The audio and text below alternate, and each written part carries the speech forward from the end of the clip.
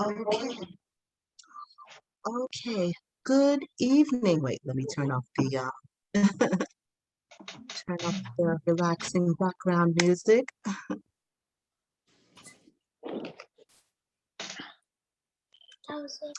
Okay, good evening, everyone. Good evening.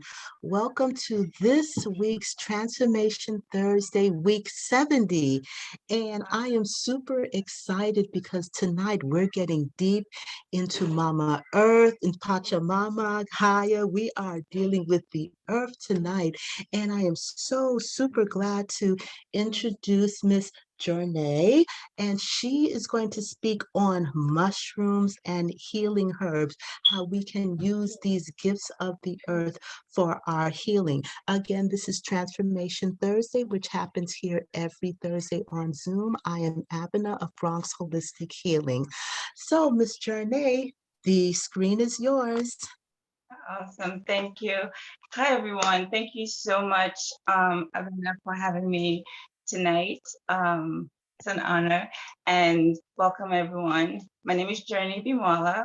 I am a clinical herbalist and a nutrition coach. I'm also an educator. So tonight, I just want to kind of dive deep and talk about how we can use, you know, herbs, mushrooms for, our wellness, physical and spiritual, emotional transformation, right along also on how to be able to utilize these herbs, in an emergency situation as an herbal first aid. Usually when people think of first aid, right? You think of something, you're not going to think herbs. Herbs is not the first thing that pops into people's mind when they think of first aid. However, right, we do have a lot of herbs that are excellent as first aid plan to use. What I consider first aid is not all plants I deem to be first aid, herbal first aid worthy, only because when you're dealing with an acute situation and it's an emergency, right? You want an herb that is going to have a fast action, right? Fast action, fast reaction to deal with an immediate situation, because some herbs, you have to take them for an extended amount of time before you can feel the benefit of that herb, right? And then others, you take them within 30, 40, even an hour or sooner than that, you can feel the medicine work. You can start feeling and getting relief. So herbs that work fast and are immediate in terms of their action and results, those are herbs that I consider to be first aid, herbal first aid. I mean, you can kind of think emergency situation. Everybody is hiking and going on nature walk and hikes, which is great, right? But while you're out there, right, something happened, whether you fell and you know bruised yourself, or you sprained an ankle, or you got cut, or you get bitten by a spider or a venomous snake, right? All kinds of things can happen. What do you do at that moment if you don't have your typical first aid that you normally get at the pharmaceutical? At this point, herbs are really what um, is available around you, one, right? Because you're out in the woods, however you are in nature, there are already plants around you. So if you know what plants to use, right, it becomes very handy. So for example, this is a really good one, and everyone should have these particular herbs that I'm going to mention, especially when you're venturing out in the woods and you're going hiking and you know that um, there are, snakes, spiders, any kind of venomous type of insect animals that you can come across, right? You want to have something with you that you'll be able to use immediately, because sometimes if you're too far from getting to the hospital or seeking medical attention, time is everything, right? It's between life and death. So the number one plant is echinacea. Now, most people think of echinacea always in terms of cold and flu, right? Echinacea is a lot more than cold and flu. Cold and flu is just one of the things that it does, but it does so much more. But when it comes to venom, echinacea like reigns supreme. And what do I mean by that is when you get bitten by a venomous snake or spider, what will start to happen is that the flesh is going to start to liquefy over time, right? Like it's literally, liquefying your flesh, and you can start to get a hole, and it can get bigger the longer it is left unattended. Echinacea, however, has a property in it that cancels all of that, that stops the venom from liquefying your flesh, your skin, okay? And that works better than any pharmaceuticals that you can get out there. There's nothing that you can get at the pharmacy and take with you out in nature that you could use if you run into a venomous snake or spider or anything like that. There's none. But in the plant world, there's plenty. And the number one is echinacea. Echinacea is really great at doing that. So the reason why I'm saying you need to have that, if you know that the area have a lot of those dangers creeping around, echinacea stops. It just stops it. So the moment you use it, how can you use it? If you're out, you can just make a paste. It could be as simple as making a paste and putting it in the area, right, that you were bitten at. Is also taking it in form of a tincture. If you have a tincture and you have it with you, right, you want to be able to take it internally. Whatever you have, you want to be able to use it. Another plant that is just as great but function a little bit differently than echinacea is marshmallow. Okay, marshmallow is another amazing plant. And marshmallows, when it comes to herbal first aid, where it really reigns supreme is that marshmallow is great at stopping tissue death. So wherever tissue is dying, marshmallow will get in there and just, stops it. It stops it. So think of someone that's in the stage of gangrene, and their tissue is dying off. Using marshmallow works. Marshmallow is really great at stopping your tissue from dying. It doesn't stop the liquefying, right? Like echinacea does, but it stops the dead tissue where there is an infection that's gone unattended for so long, and then now the wound is so bad that tissues is dying off. So marshmallow is another one that is excellent to have. Those two are one of my, when it comes to those type of venom, marshmallow, echinacea, and the third one that I have to add in will be plantain. Plantain leaves are everywhere, right? You can find plantain leaves at the park. They're just all over the place. So those three are my top. So if you're out there and you're stuck and you can't get to the medical center within enough time, you know, even if you don't have echinacea, you don't have marshmallow, but there are plantain growing around you, you better get the eating. You better get the chewing, the mashing, turning it into a paste, putting it into the area that was affected, and then eating it as well. So one thing I always tell my student when it comes to treating yourself, whether it's a wound or anything like that, if you're doing it topically, also do it internally, right? You want to be able to cover things from different angles. All right. So even if it's a venom, I put a paste of echinacea, right here, I'm still going to ingest it too, because I also want it to work from the inside out. This way you leave nothing untouched, right? Every part is covered.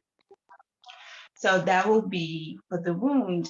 Calendula is another plant that is excellent for its wound healing ability, its antibacterial ability. It is really great for the skin. So when it comes to cleaning a wound, right, you don't have hydrogen peroxide, you don't have alcohol, you don't have that, but you have echinacea, you have calendula, right? All you have to do is just make an infusion, right? You're just making the tea. You make a tea, you're gonna let it cool off. Don't add in no sweetener or anything like that. Just make a tea. And the way that you make a tea, for those of you who don't know, boil your water, right? Once you reach boiling, turn it off. Then place the herb inside the pot.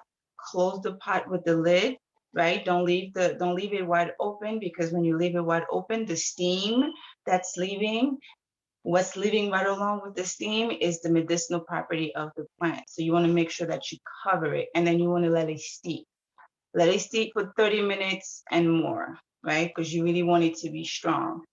Once it's cool, once it has cooled off, then you want to take it and use that to clean the wound with, because those two plants, but calendula specifically, it has antibacterial properties. It's really good at cleaning a wound when you don't have the other things with you. And just because it's an herb, right, and it's not peroxide and all this thing, it doesn't mean that using it is going to be less efficient at killing the bacteria and preventing infection from happening. It's actually even better, because every time you're using herbs in the first aid situation, not only is it addressing the situation at hand, but is also nourishing, tonifying, and assisting the body in doing its job. Okay, so it's like it's a multi-layer healing system that's working. When you use peroxide, it's just killing the bacteria, right? It's not doing anything else to the tissue. It's not giving any nutrients to your body or anything like that to help it continue to do its job. It come in, you put it on, it kills the bacteria, and that's it. But with the herbs, it's doing so much more, right? So that's why I like to use them a lot, because of all of these different um, layers and the way that it's working together with the body, right? There's an actual communication happening at the same time. So that's to clean. I'm gonna give you guys one more when it comes to bleeding, right? So you're bleeding. You got a deep cut, you got a deep wound or a superficial wound, but there is blood there, right? You want to stop the bleeding. Some herbs are better at stopping bleeding than others. Two main ones that I really like: yarrow. Yarrow, it's really great at stopping the bleeding. Another one that's really good at stopping bleeding is shepherd's purse, right? So here you have two herbs that you can use to stop the bleeding. But the thing about these two herbs is that both of them are going to stop the bleeding, but differently. Okay. So what do you want to do is, shepherd's purse is going to stop the bleeding by, one stops it by clotting, and the other one stops the bleeding by constricting your blood vessel. Two different ways, right? But I really like yarrow, whether it's just powdering it or turning it into a paste or making a tea with it, right? But usually putting it into paste, and you put it in the area that you're bleeding, it will stop the bleeding. If you're having like a nosebleed, you're outside, you find some wild yarrow, crunch it up, you can just stuff it up your nose, it's gonna stop the bleeding. If you have the powder form with you, right, you can make a paste with it to put it on the wound to stop bleeding. Oh, someone asked about what's good for bug bites. So there's multiple plants that are really good for bug bites. So you have Lemon balm is one. Lemon balm is really good. You have lemon balm, yarrow's good. You also have, oh my God, what's the name of that plant? Oh, it's a geranium that is really good. Geranium is really good at stopping, at helping with bug bites as well. Oh, burdock leaves. Burdock leaves are good for bug bites too. So with the bleeding, when you have these two, you at least know, okay, I can use yarrow, I can use shepherd's purse to stop the bleeding. You can take it internally, right? Because internally it will work as well, whether externally or internally, you can use it that way. So that um, cover a little bit of what to look for with herbal when you're using herbs as a first aid, right? As an herbal first aid. So different herbs for that. But there's also a different components of it as well, where, you know, if a person is going into shock, right? What to do then? Different types of pain require different types of herbs to help with that particular pain.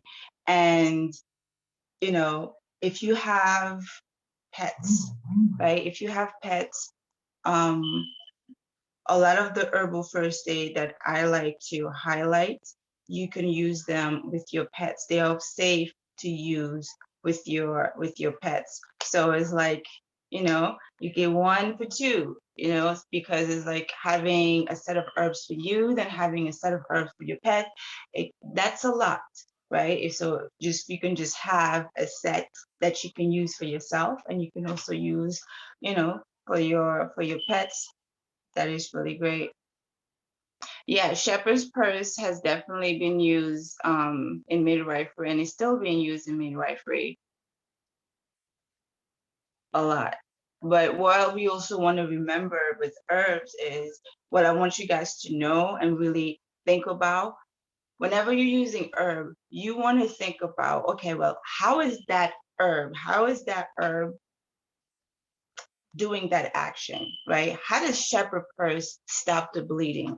How does yarrow stop the bleeding, right? Like I said, one does it by constricting the vessel, one does it by clotting. Two different things, right?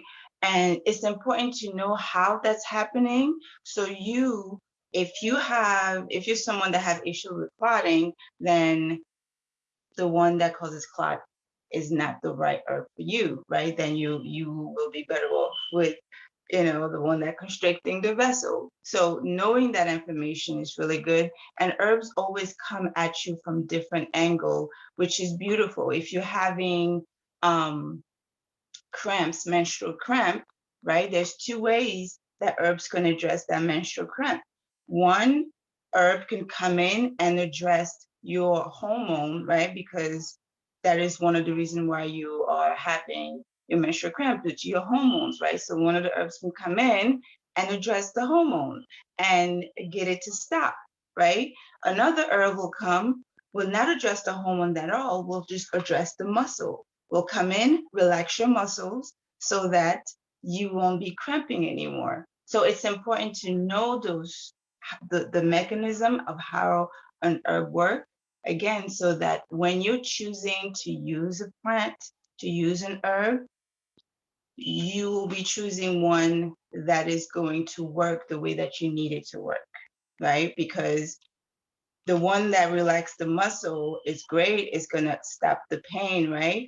But if my hormones are still acting up, then at some point that pain is going to come back again. So I really want a plant that's going to address my hormone because that's the source of where my cramps is coming from. So even though they both can help give you relief, right? But knowing again which way, how it happens, and knowing your body, it'll help you to pick the better plant. When we're thinking about transformation, when we talk about to transform ourselves, that means that there's a connection that has to be built within yourself, right? You have to be able to identify what it is happening within you and what outcome you're looking for and how do you want that outcome to be, right? So that when you are getting a plant, picking a plant, or someone is recommending a plant to you, right? You have to be able to check in with yourself to see if they even make sense for you, right? Because all herbs is not good for everybody, you know, but when you are making that connection. Okay, I'm having a pain. All right, where are you having this pain? You know, I'm feeling the pain in my stomach or in my gut. You know, what type of pain it is, you know. So identifying all of those little nuances is important. Do you feel hot? You know, it's like, do you feel hot? Do you feel cold while you're having this pain? Are you also sweating a lot during the time that you're having this pain? Is it a muscle? Is it the muscle? Is it the nerve? Is it the bone? Right? Where is the pain coming from? It's important to know because we have herbs that are great at addressing the nerves. So if your pain is nerve related, right, there's some plants that are great with nerve, antispasmodic, and nervine, right, that will address that. And then you have some other herbs that are great at addressing the bones of the muscles, right? So if I'm having a nerve pain and then I take something that is good for pain, but it deals specifically with the bones or with the muscle, it's not addressing what I need, right? But you recognizing where your pain is coming from and being able to verbalize it, it's a plus. It's you being in connection, connecting, and knowing what's going on with you, and then being able to articulate it so that you can get to the right plant. And I know that it may seem a lot or even all over the place, but it's really important for me. It's really important that we do that because what I see a lot of people. Anyway, when I get asked about herbs and plants, whereas there is no connection with yourself. You know that you want to get better. You know that you want to heal, but you are looking for something to carry you along. And when it comes with herbs, herbs do not carry us along. It's a partnership.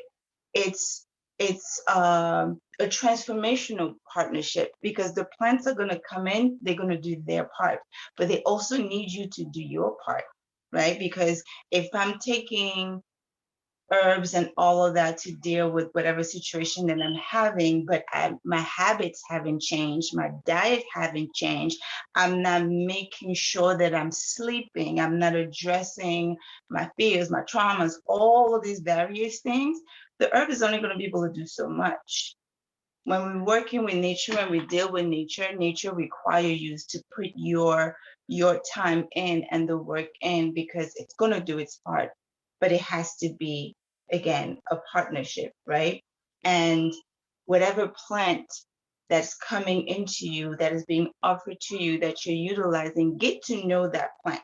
Get to know that plant beyond just what someone else said. Get to know your plant, that plant through your body. So what do I mean by getting to know the plant through your body is as you're taking in and sipping on that echinacea, right? What are you feeling? What are you tasting? You know, do you feeling anything? Like how's your body responding to it? You know, like all of this thing is important because it's the communication that's happening between the plant's chemical and your body, right? And you're the one that's sensing all of it, but you have to make time to feel it. You might have to make time to tune in so you can sense all of these things. So then whatever information you draw from that, that is truly how that plan is working with you and for you, right? And next time you take it, you already know how it's going to show up in your body. You already know how long it takes for this plant to actually activate itself or get you to give you the result that you're looking for. So I think it's more important to touching base in that way than just, okay, echinacea, it's good for the cold, it's good for this, let me take it, let me drink it, but I'm not taking time to really get to know it, because then you're always going to find yourself in looking for the information on the exterior when your interior has already enough information to give you for the herb. I hope this makes sense to you guys. But I just like, that's how I approach plants. That's how I approach healing. I'm a forager, so I like to go out in nature and see what the plant actually looks like, right? How does this plant survive? What is, like, in its own environment? How does this plant behave in its own environment? It's kind of like going to a friend's house. You know, once you a friend with someone and you go to their home, you know, that's taking the relationship to another level. And you see how they live, and you see how, you know, how they like certain things, how they like their house to be set up, all of these types of things. So when I see a plant out in nature, I see all of those things. I see how that plant show up, which gives me more information on other ways that I can use that plant for medicine, other than what I've read or what I've actually experienced with it at home. So, and that's important. Example is with trees. Some trees have great healing properties for the skin. And the way I know that is I look at how the tree itself heals its own wound. Some trees I see heal their wounds very well. It's just kind of like, it's there's not a lot of the scarring, even the scarring is not as visible. Other trees I see that there's healing happening, but it's not all the way. So I know that there is some kind of unbalance. Something is off with that tree. Sometimes I'll just look at the fruit of the tree, right? You'll see that there'll be a cut, but then you see that that cut was healed. But I'll look at the scar. Was it smooth? Was it rough? And once I see that, I know that I can use the properties of that particular tree to help heal my wound, to help address some of the skin issues that I have. A good one is the pine, right? Um, Pine trees, the evergreen, the beautiful evergreens. I love pine trees. White pine has great abilities when it comes to wound healing, right? I don't know if you guys have ever seen not the sap, but it has like a really thick coating that comes out. The name's escaping me right now, but you can use that to heal your wound, because every time there's a cut in that tree, in the pine tree, immediately it oozes out, yeah, resin. Thank you, Tamala. It immediately it starts to ooze out the resin, and the resins are coming out to cover where the cut is at, to prevent infection from the mites, and so that the tree can immediately start to heal and form a scab, right? So when I see that happening, okay, I want to use that on my wound too. And then when you do use it, you'll see for yourself that your wound is healing really well too. So that's just some of the things that um, it is good for you to engage in. And when you look at that, right, when you look at that and you take that in, the transformation will start to happen from within. It already happening when it's healing your wound, because it went from being cut, it went from being bruised to being healed. So that alone is a transformation, right? The other transformation that we look forward to, that we want to see as the end result, it really comes from us pushing through and being consistent in our self-care and day-to-day nutrition of ourselves, right? The plants are there to assist us, they're there to guide us, they're there to show us how to how to use them and the best way to use them, right? But we have to be disciplined in showing up for ourselves each time, even when it gets hard, right? As long as you show up for yourself, however way it may look, that's good. That's good. So, uh, yeah, so however way you show up for yourself, that is really good. Mushroom. So mushrooms are a big thing these days, which is good. I'm really liking how all of the mystique around mushroom are now just kind of melting away. But what I like to focus on when it comes to mushroom, I like to, like to introduce them a lot with the herbs, right? Such as you have chaga, turkey tail, lion's mane, cordyceps, um, what's the other one? Oh, the Indian pipe. There's so many different types of mushroom, and there's different ways that we can utilize mushroom to benefit our health, right? So on the herbal side, one of the mushroom that I like as an ongoing to really help with the immune system is turkey tail. I like turkey tail, and I use turkey tail a lot because turkey tail, it's available all year round, right?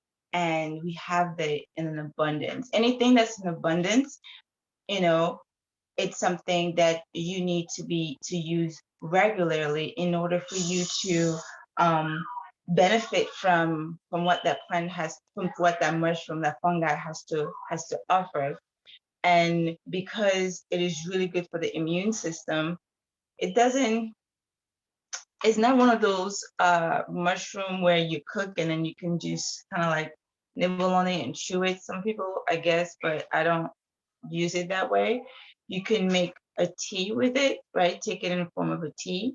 You can take it in form of a tincture, but you can also use it as a base for your broth when you're making your broth, whether it's vegetable broth, stock, bone stock, whatever stock. Incorporate mushrooms in there, right? And not just the mushroom that you get at the supermarket. No, incorporate your again, the turkey tail, lion's mane, reishi. Incorporate that in, so when you're cooking your rice, when you are cooking your vegetables, whatever it is that you're cooking with, you want to use that as a base to ensure that you are systematically and continuously putting in some of that good medicinal herbs into your body, right? Because especially when we are sick, during this time of trying to make sure that we keep our health steady, or that we bring it to a point of optimum level, we have to make sure that what we eat, how we eat, um, is in balance with what we actually want. So if you're sick, right? If you're sick, anytime you're sick, right? You want to be able to change your diet and have your diet be of support to your body. So what do I mean by that? If you have a cold, right? If you have not just a regular cold, but you're sick, you have a flu, better yet, you have COVID, right? Anything of that sort, don't continue to eat what you was eating when you didn't have it, right? Because obviously that didn't prevent you to not get it. And at this point, your body needs specific support, right? Your respiratory system, your digestive system, your immune system is in need of specific things to really be able to get you better. So you want your food to reflect that. You want your food to have nutrients that is going to benefit your body and push and give exactly what it needs. Give it the right fuel, not just any fuel, the right fuel. Once you get better, then you can kind of go back to, if you was eating a pretty good diet prior to, you can kind of go back to that. But while you're sick, You really want to change that. And using mushroom during that time to add it into your stock, or to just drink it as a tea or in form of tincture, it's a really good way to do that. The same thing with the herbs. So you're adding the mushroom and then you're also adding the herbs, right? Whether it's the herb that's in your spice cabinet.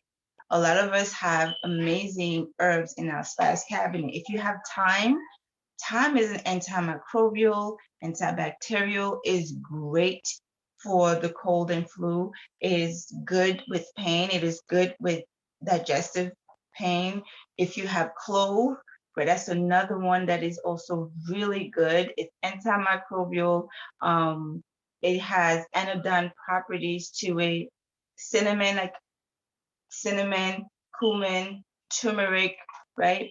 All of these herbs that you have. If you have spices in your kitchen cabinet, get them out, get the names out, and start looking up these herbs and see what they are good for. So at least you know to go from using them for just flavor to using them for medicine, for food during the time that you need healing.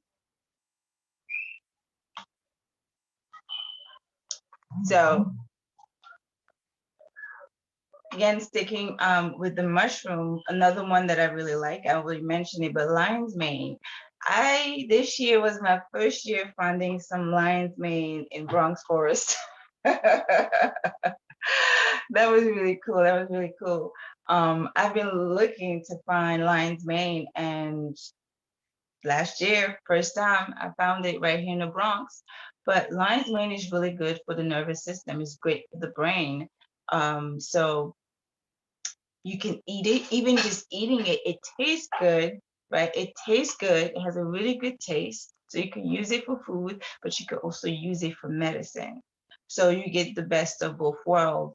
But if you know how to properly position the two when you need it, you're really going to feel the benefit from it. A lot of these plants outside of the herbal first aid in getting acute immediate results, you want to use ongoing.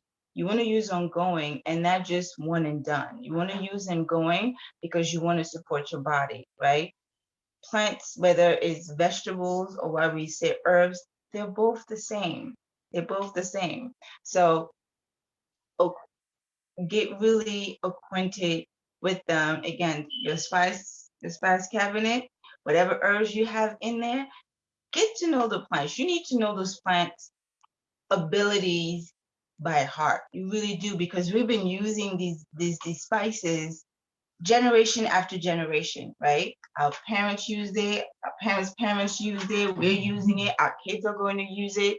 So it's really important for us to maximize our knowledge on those plants and how to properly use it so that we can do what we do best, which is become even more creative with it on how to use it for healing.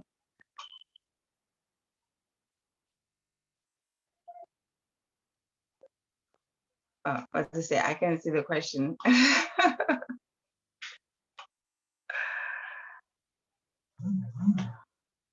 Um, questions. I see you saw Somalia's comment about Oh, shepherd's purse to stop my bleeding right after my birth, which was at home. She said she was losing consciousness and it brought her back in minutes. Ooh, thank you, Somalia, for sharing that. yeah, shepherd's purse. It is an amazing plant. It really is an amazing plant. And it's such an amazing plant that we have it in abundance out. Like everybody have seen shepherd's purse unknowingly. Okay, if you have a backyard, if there's dirt wherever you live, you have seen shepherd's purse. It's one of those plants a lot of people trying to get rid of in their backyard because it's considered a weed, you know, and it's a hard one to get rid of, but it is an amazing plant to have. Do you have a picture Yeah, of it? we can definitely mix mushroom together. You can definitely mix mushroom together. What I like to do with mushroom, um, again, like when I look at mushroom, I want to know the plant, right? Because again, it's a connection, it's a relationship you want to build with it. Some you have mushroom that comes in, like the ear mushroom. I love the ear mushroom that comes in and is to break down the tree, right? The purpose is to come down, break down the tree, right? So you have those types of mushroom. Then you have mushroom where they're growing on a tree, but it's not breaking down the tree. It's not on that tree because that tree is dying. They actually have a relationship where the tree is providing the mushroom with what it needs to survive. So once I notice those two, right, then I will use the mushroom that cohabitates with the tree and they have like a symbiotic type of relationship. That mushroom, I will use it differently than I will use the mushroom that is coming in to break something down, take in all of the rightful nutrient that are still left in that tree, right? I will use that. For me, that when it comes to healing, depending on what type of healing that I'm looking for, or the balance, sometimes I will mix the two, right? Because I need something to die off, right? And I also need to be built up and have um, that connection and symbiotic uh, property of those two mushrooms together for whatever it is that I'm looking for at that moment. I will mix them together like that. That is one of the ways that I will go about figuring out how to mix them. But you can mix the mushroom together, but know why you're mixing them together and what you're trying to get, right? And before mixing them together, experience them individually. You want to experience the plant individually because when you take the two, the two plants together, how do you know which one is doing what? How do you know the ones that is like doing the hefty work, or if you're feeling bad, or if you're having a negative reaction, how do you know which herb is causing that? When you experience the mushroom or herbs individually first, again, and connecting with your body and seeing how your body responds to it, you will know immediately. It was like, oh, you know what? That was too much chaga in there. I'm gonna, just take it down a notch because you recognize that when I've taken it, it made me feel this way. So it's really important to do them separately and then mix them, because when you do it separately, you kind of feel like, okay, I like how this one works, but I also need a piece of this one. So let me mix them together. And then when you mix them together, what do you get when they're together? Is it what you was hoping to experience, right? Because all of this stuff is an experience. Whatever we take in, we're going through an experience that eventually, if we stay on it and allow that experience to happen, will transform us, will transform our health into where we want it to be. So definitely experiment with it. Using thyme for cover, is a dry herb as effective as in fresh form? I've used thyme in both fresh and dry. And well, for thyme, I will say dry. For thyme, I will say dry. Dry. Yeah, dry. Dry. Now, when you're using thyme, understand that thyme is a drying herb, right? So if you are experiencing dryness yourself, you want to balance it with something, with another herb that's moistening. So that would be like a marshmallow will be good. Slippery elm will be good too. Yeah. Listen, thyme is one of my favorite herb to use for cold and flu. So I always have like bags of thyme I always have bags of thyme in the house because that's my go-to. That's my go-to for it. And then when you have it, you can make your own seasoning with it however way you need to make it, especially for time when you're not feeling well. Another one for that is bone set. Bone set is excellent. If one of the symptoms you are having is like your bones is aching, you're having that fever where everything aches and you pain, right? Like it's just an unbearable body ache pain that you're having with the fever, bone set or late bone set, taking that helps tremendously. Like I will say, for me, within 30 minutes, was able to get some relief. So within 30 to 40 minutes, you can feel like the relief from it.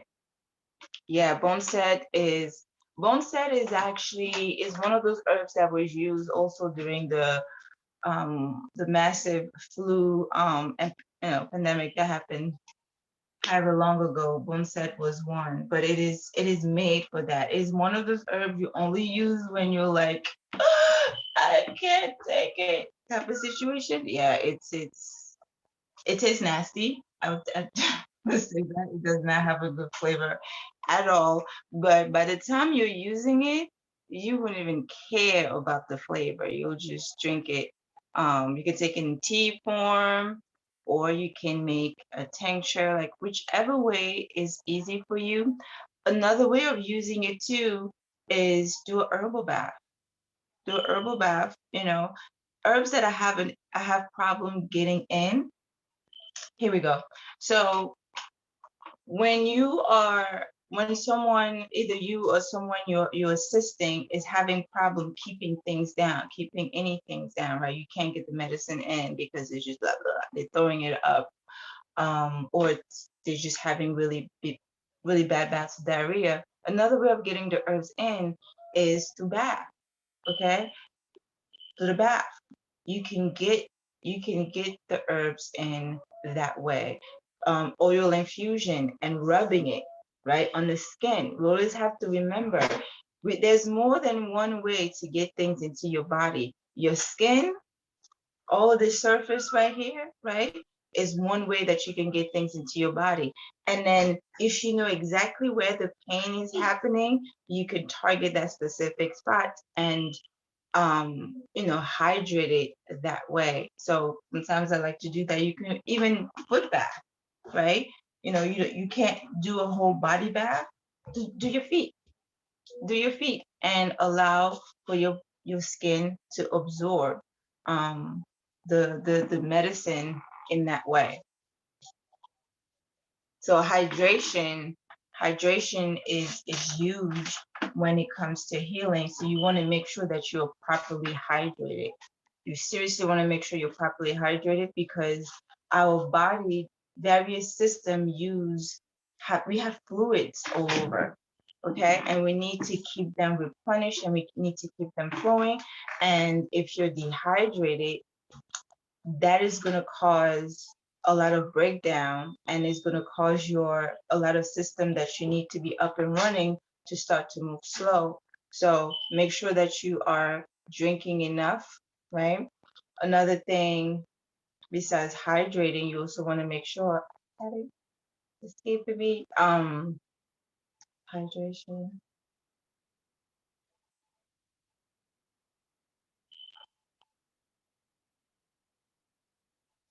Yeah, bone set is great. Oh, it's gonna have to come up to me because it's not coming up. But you want to make sure that you're properly hydrated. A lot of us kind of just brush it to the side, but it's really, really important.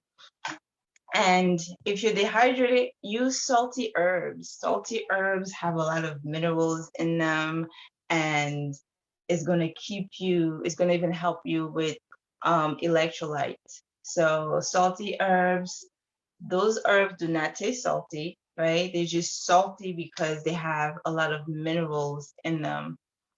Your sea moss, right? Nettle, stinging nettle is a salty herb. Mullein, right, which is really great for the lungs. That's another salty herb. We have a lot of different types of mineral herbs that you can use to kind of help to replenish some of the minerals or to help keep you hydrated. Um, yeah.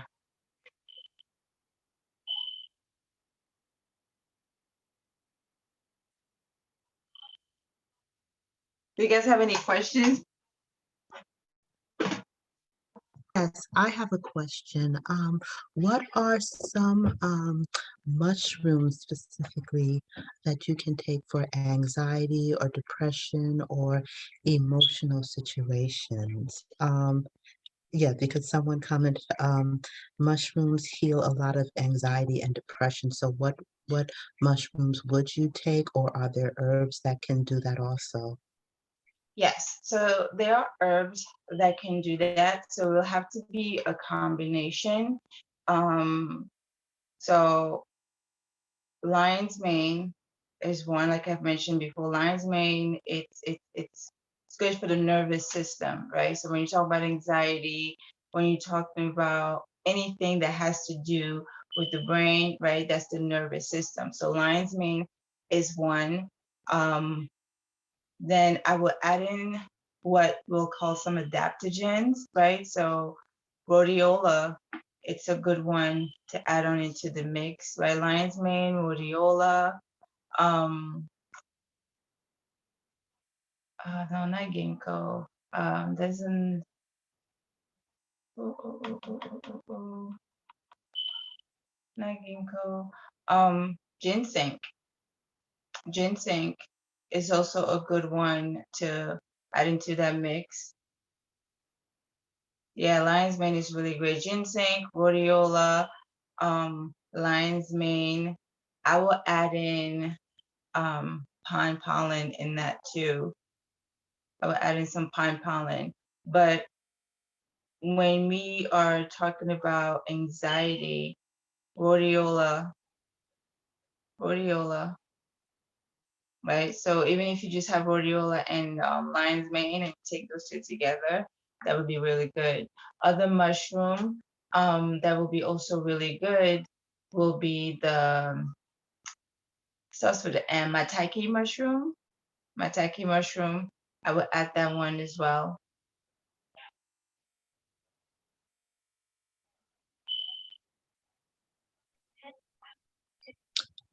I do have another question. Um, so can you douche with mushrooms soaked in water for female issues? If you can douche for mushroom, you can douche for mushroom. You can. You can douche for mushroom just like you can douche with any other herbs. Yeah. Making the herbal infusion.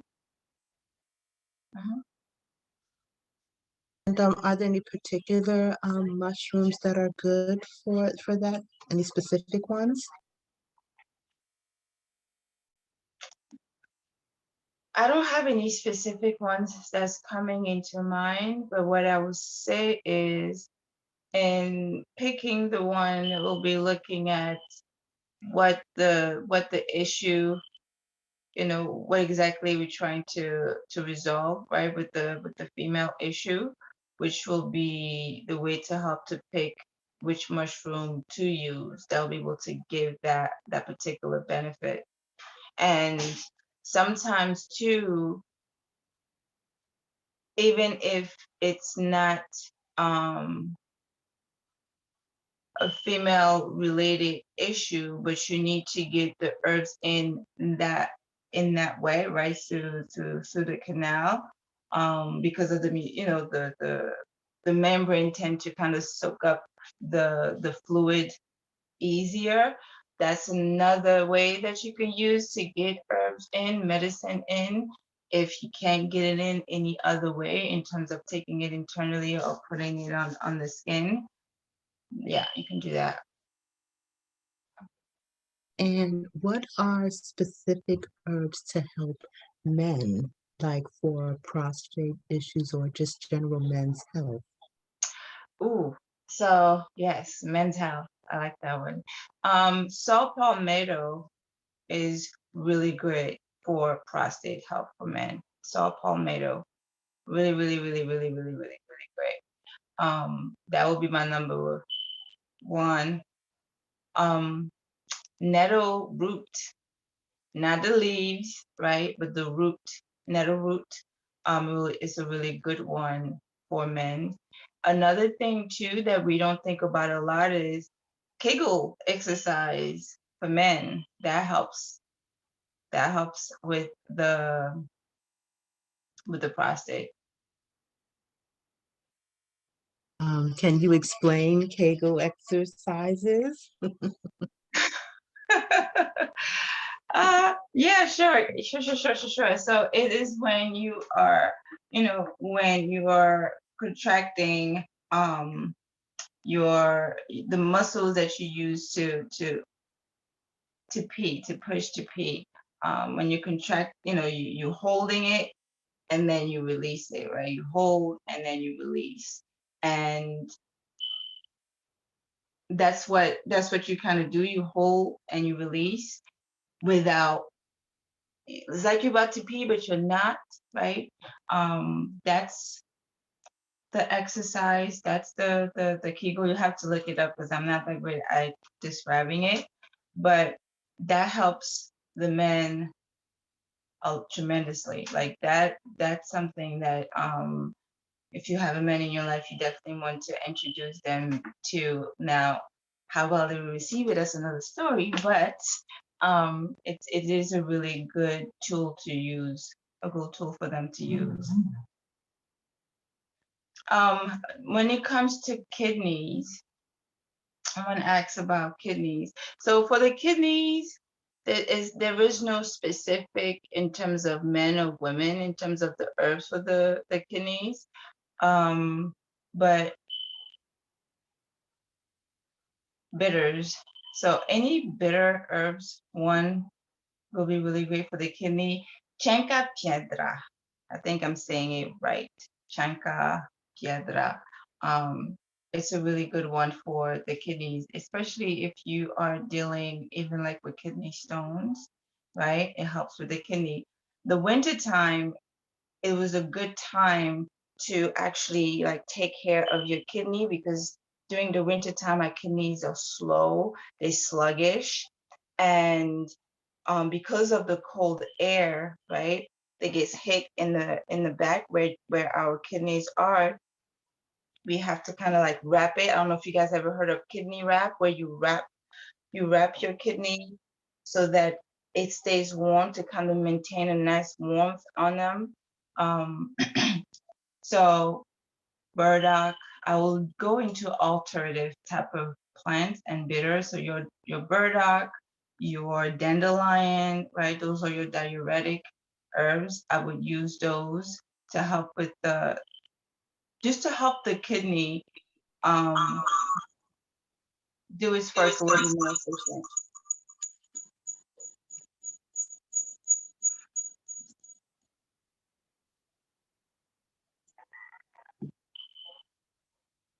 But I have to say though, a lot of these, right? You want to match the herbs with the food and your lifestyle or habits, right?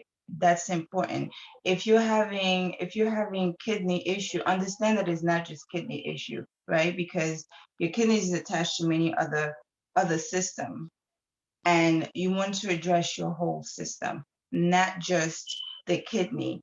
If you're like, okay, I'm having kidney issue, and then now you want to do a kidney cleanse, right?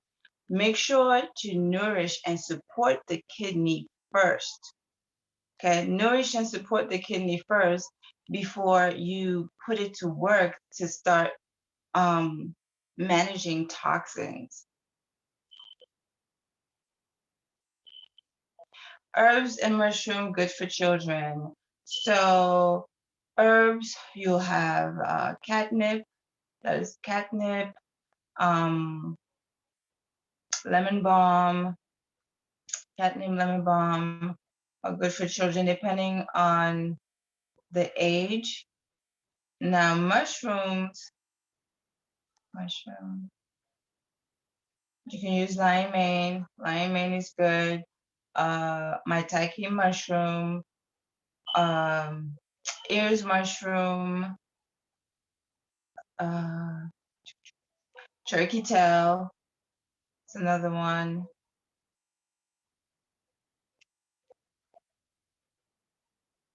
But for the kids, it just depends on what herbs, right? Because even again, the herbs that we use in our spices, you can use those. You can use the thyme. You can use the peppermint. You can use the oregano, the basil, the um, chamomile. Chamomile is great. Chamomile. There's a lot. It just depends on what.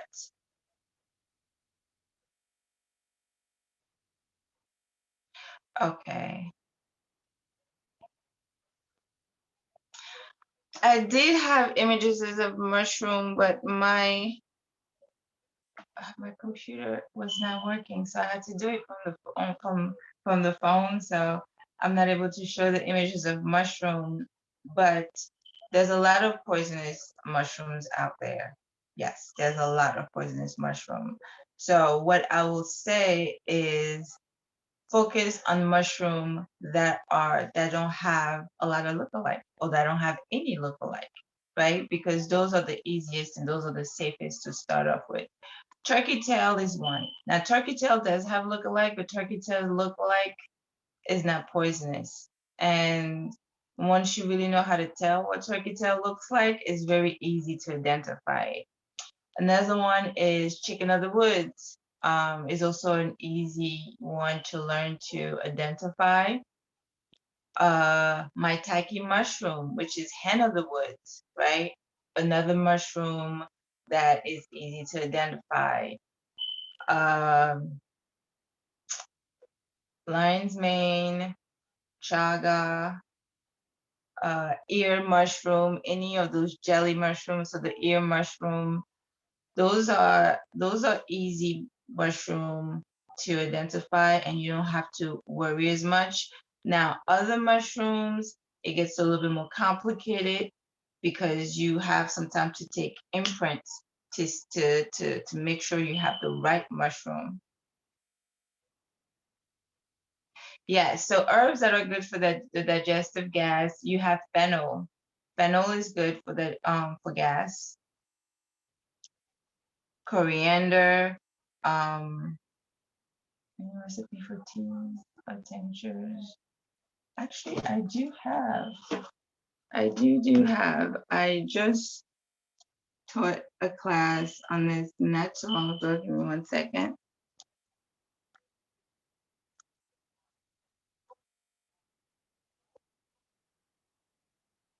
Yep, fennel. Fennel. It's a pungent herb that is really good at helping with bloating, with gassiness. But you have to identify what exactly are you eating that is causing that. That is causing a disturbance with your gut bacteria. Because if you're experiencing gas, know that your gut bacteria are letting you know that whatever it is that you are ingesting, it is not it's oh, it is not working well for them.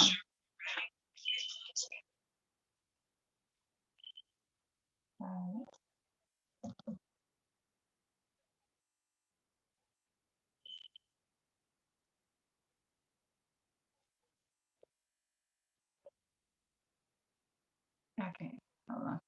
I'm gonna pull up.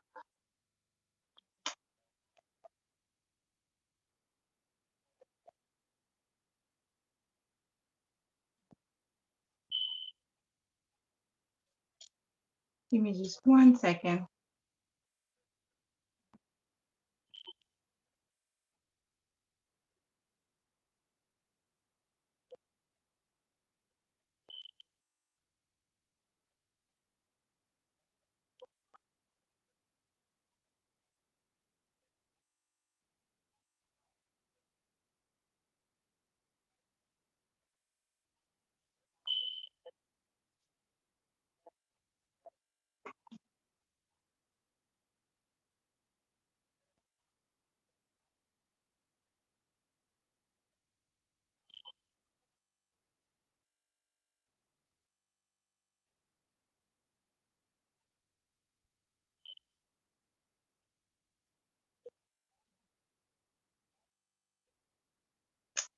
Oh, okay. So here we go.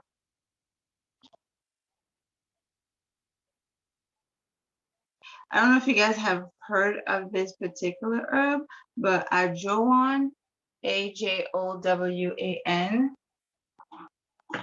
Can you put that It's in the spice. chat? Yes. Oh yeah, put it in the chat.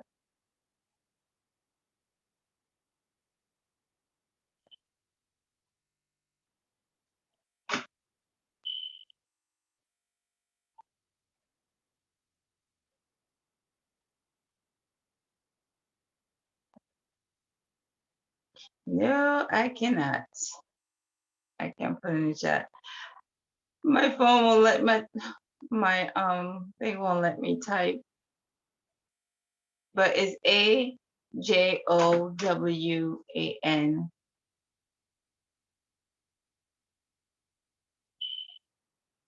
Ajowan. Um, it's good for gas. But fennel is one of my favorite one that I like to use. You can chew it.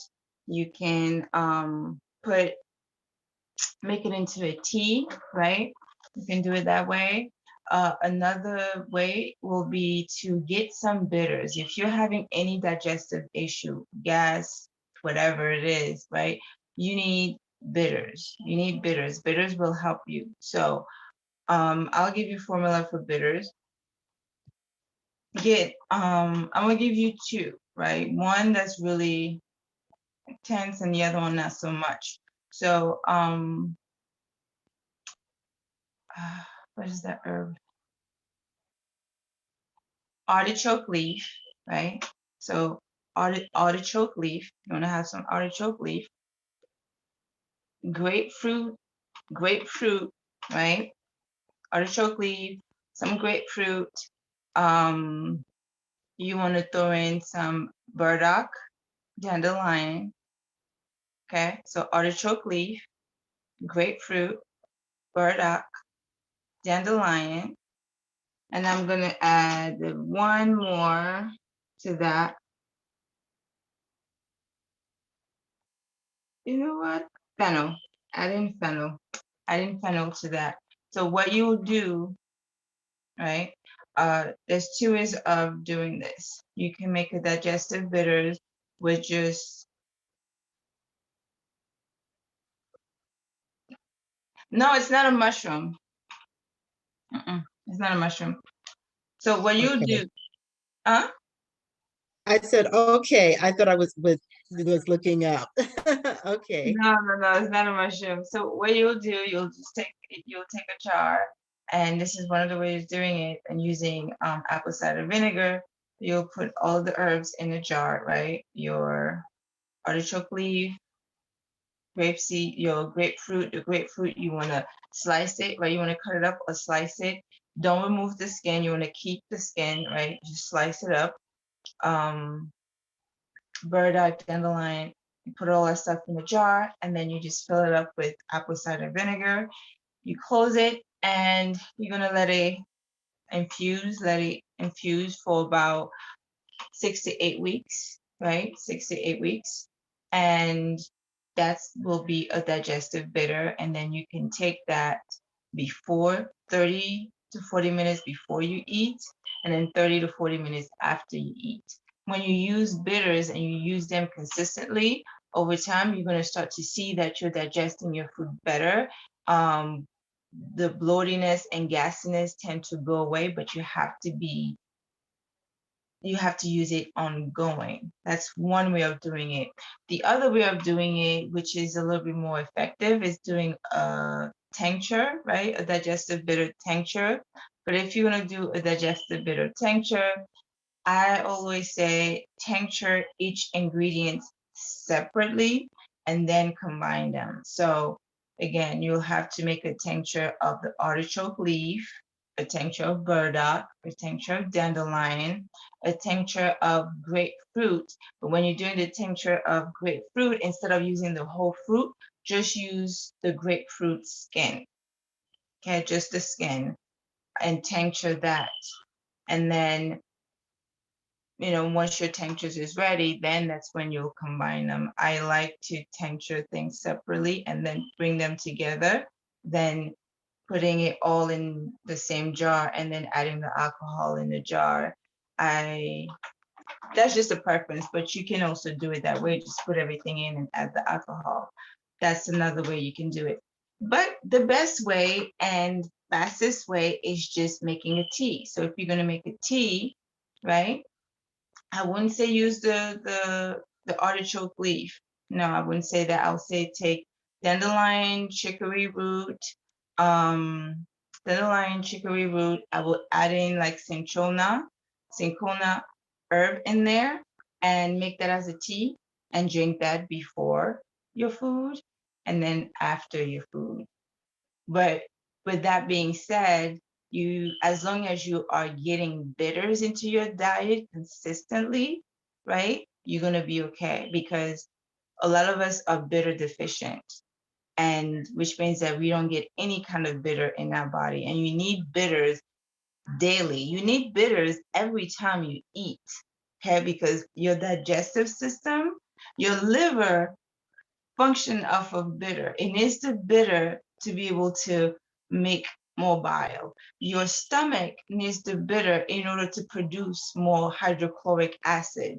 Your intestine needs the bitter so that the peristalsis that happens to move the food and your poop along can be nice, tonified, and strong, right? When you taste bitter in your mouth, your saliva you produces more. You get more saliva that gets produced, right? And because you get more saliva that gets produced, your saliva has digestive enzyme that breaks down carbohydrates in your mouth while you're chewing. Okay, so you need a lot of that.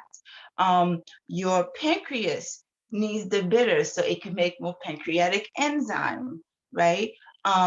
So every part of our digestive tract needs it needs it on a daily basis. So for those of us who can break food down properly, need some bitters. Our microbiome, the bacteria in our gut, they like the bitter too because in a lot of those bitters, there's inulin in them. And inulin is one of the foods that healthy bacteria love to feed on. Okay, so you want to, every time you add a bitter, all this stuff is being activated into your body. We have bitter cell receptors, right? In every parts of our body, we have bitter cell receptors. That says a lot. That's because we need it. And if you don't get bitter in, believe you me, okay, your system is not properly balanced. Yeah, dandelion coming out soon. I know, because think about it. In nature, you find bitter in almost everything and everywhere, right? We are so far removed from bitter because the people up there decided that it'll be easier to remove the bitter from our food, right? So that we can consume them more and buy more sugary things. So a lot of our vegetables are not as bitter as they naturally are supposed to be because a lot of things was removed. But our body doesn't care about whether or not we like it or not. All it knows is that I need some bitters. Yeah, you have a sluggish system because you need some bitters. So we just have to train our palate. And the more bitters you eat, you're gonna see that that sugar craving you're used to having, you're gonna have it less and less and less. So it does help with sugar craving as well. See, the thing so with bitters, let me just tell you guys this is there are different levels to bitterness. You don't have to go ultra bitter. You know what I mean? Just find your bitter thing, right? Your bitter level. What level are you on? You can be mild, you can be easy, or you can be like all the way up there. I can't stand dandelion leaf bitterness. Okay? That's the mature leaf. The mature dandelion leaf, I can't do it. Nope. Mm-mm-mm-mm. You won't get me to eat none of that.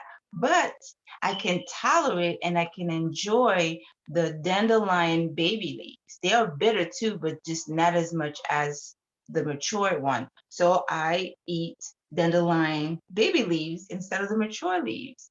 I like grapefruit. Grapefruit is bitter. It has bitterness to it. I eat that. So find bitter stuff that you can tolerate. Dandelion root is also bitter, but if you drink that and you don't find that flavor repulsing, then basic bitters to start with, dandelion, burdock, chicory, those are your mouths. Those are like chamomile is another one. People don't know this, but chamomile is a bitter. Let chamomile steep for 40 minutes and up, or let it sit overnight. You're gonna see another side of chamomile that you probably didn't know.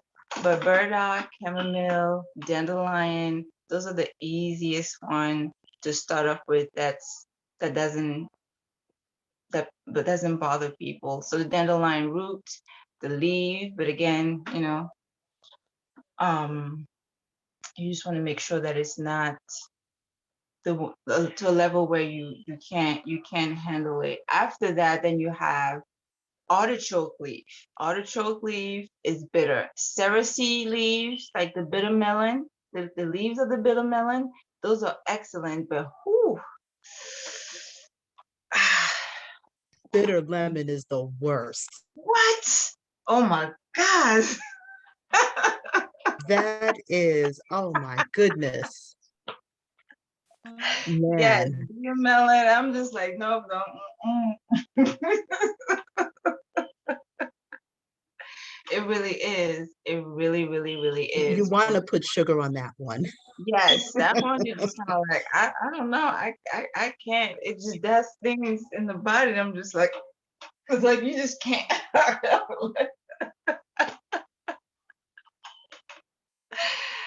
Oh man, bitter melon is yeah. That's not one I nope.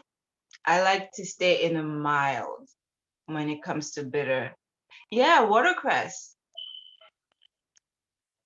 You know, but you want to be able to really like taste. Don't just say, okay, I'm gonna eat some greens because greens have, they have a tad bit of bitter to it, but it's really nothing where you're going to feel some kind of relief. So, um, and the more you do it, just do a little bit.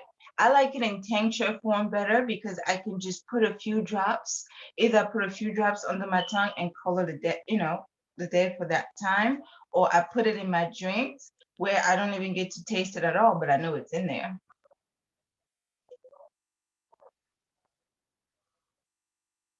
And the good thing about it too is with bitters, when I teach my class and I teach on how to make herbal bitters, it's not just the bitter plants that you can just put in there. You can add in some aromatic, right, to help with the flavor. You can add in vanilla, you can add in cinnamon, right?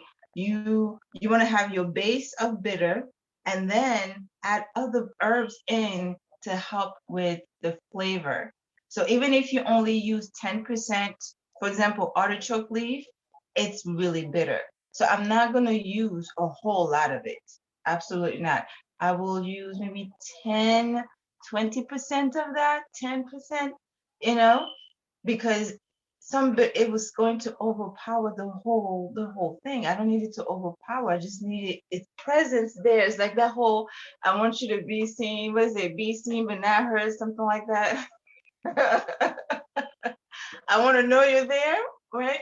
Without really you making a big entrance. So you add in other herbs to balance it out, which is good. Get used to getting herbs and experimenting with it and playing with it in the kitchen and just tasting different things, right? Like really get good in doing that because when it comes to herbs and herbalism and recipe and what you can put together, it is endless. It is endless. Look at it like cooking.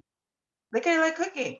You know, just of course know what plants you are handling, but hey, when it comes to the flavor and to make it in a way that you can ingest it and it is comfortable and flavorful the way that you just like it, play with it. You'll be surprised what you come up with. But while you're playing with it, and saying that lightly, meaning you're getting creative and kind of like, again, be back in touch with your body and see what's calling you. Because herbs have a really funny way of calling to you, herbs and mushroom. So if you're in there and you're like, oh, I don't know what to mix, and then you just take a moment, meditate on it, pray on it, whichever way works for you. Just connect with the body, and you're gonna hear something's gonna come to you. Like, something might say, hey, maybe try some thyme. You know what? Try some coriander. Try some holy basil. Whatever's coming up, try it. You're not gonna lose. You're not gonna get hurt. Try it and see and taste it. You'll be surprised at the things you come up with. And to take it a step further, right? Especially when it comes to seasoning, because with herbs, you want to use it interchangeably with your food and also your teas and all of the other stuff. You can make so many different types of seasoning with the herbs that you like, right? Instead of just buying the seasoning that's already pre-made, if you have your individual herb, mix them together. Take some of that Ceylon cinnamon, grab some of the thyme that you have, or grab some, for example, some burdock root or some dandelion root or lion's mane. I have some lion's mane. I dried it up, right? Turn it into powder, mix it with your seasoning. So just get creative and just try different things and see what you can come up with. Get excited about it, because as you're healing, as you're coming up with things, you're relaxing, and your body will have no other choice to join you into that. And you're going to see that you may start to trigger some knowledge that is buried deep down within you, right? And it'll just start to come up. And then you go down the rabbit hole of information and wanting to know more. Can you use mushroom in a yoni steam? I haven't used mushroom in a yoni steam, but I'm pretty sure that you can use mushroom in a yoni steam. Absolutely. I don't see why you wouldn't be able to use that. Yeah, if you are able to identify the mushroom that's going to give you what that has what you need, yeah, you can definitely do a yoni steam with it.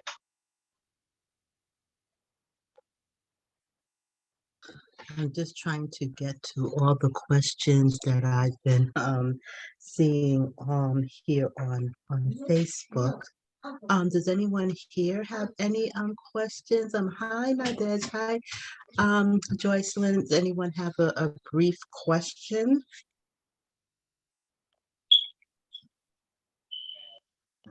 Oh, yes. If you could share, I know you mentioned foraging, so can you share a little bit more about foraging in your classes? And oh, right, okay, what you do? Yes.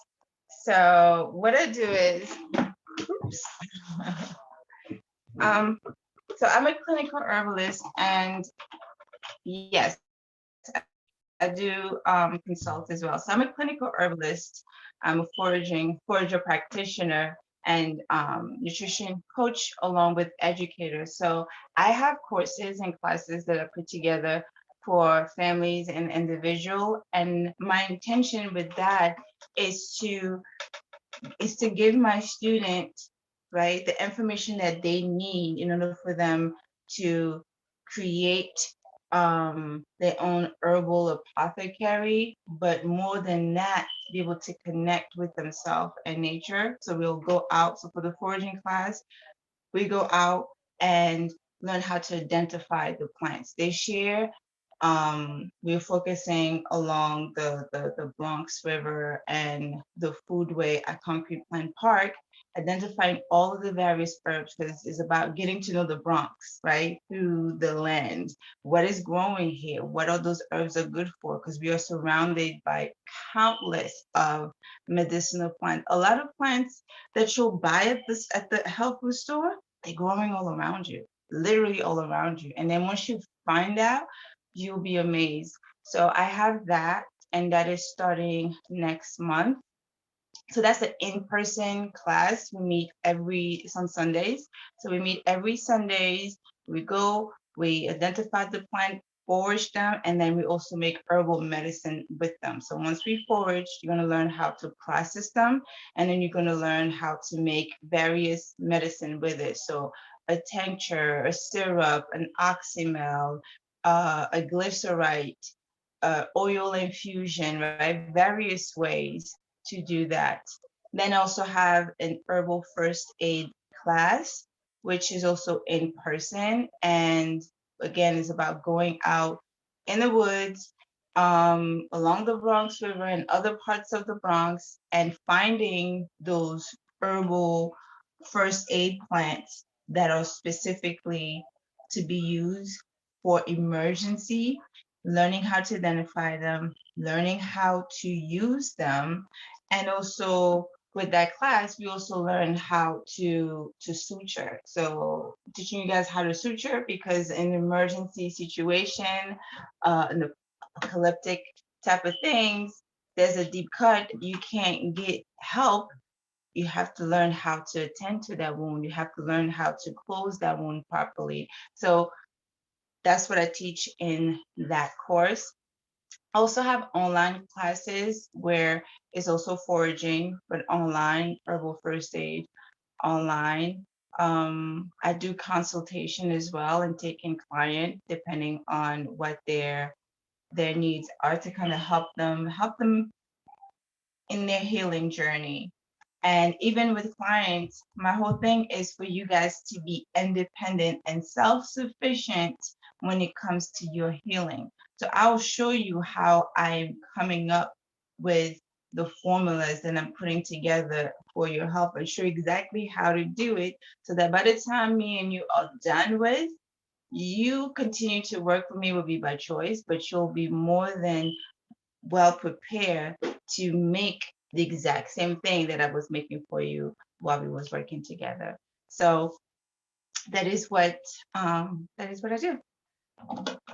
So classes will start the online class, the online portion class starts in the 29th of this month, and we are focusing on cleansing, detoxing, and parasite cleansing, looking at what nature has to offer when it comes to that, and using that to cleanse our body.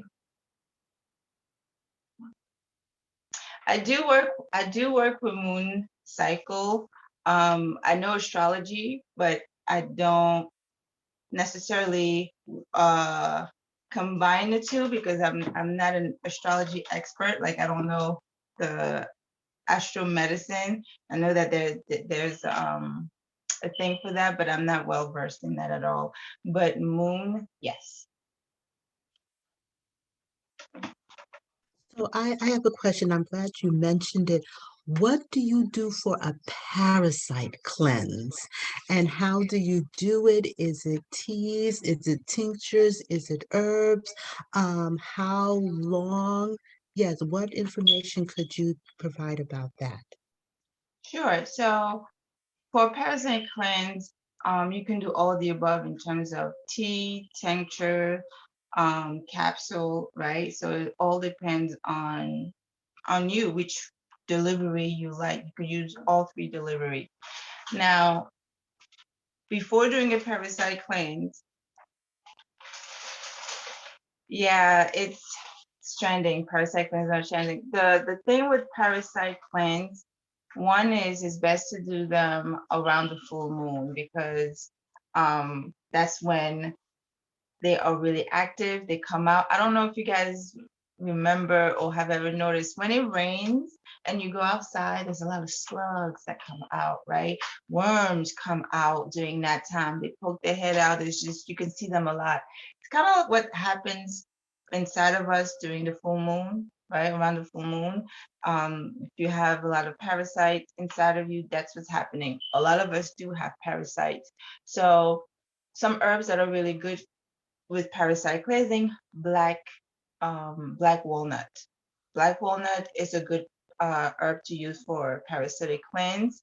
Um, Mimosa pudica, the Mimosa pudica seeds are really good, but you have to be careful when you're buying the Mimosa pudica seeds because there's a lot of fake out there. You know, when you put the seed in water, it gels up.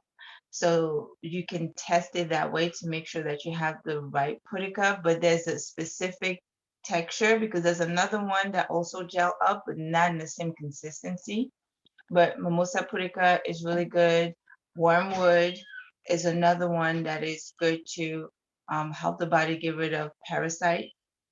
Mimosa? Sure. So it's Mimosa, Pudica, Pudica.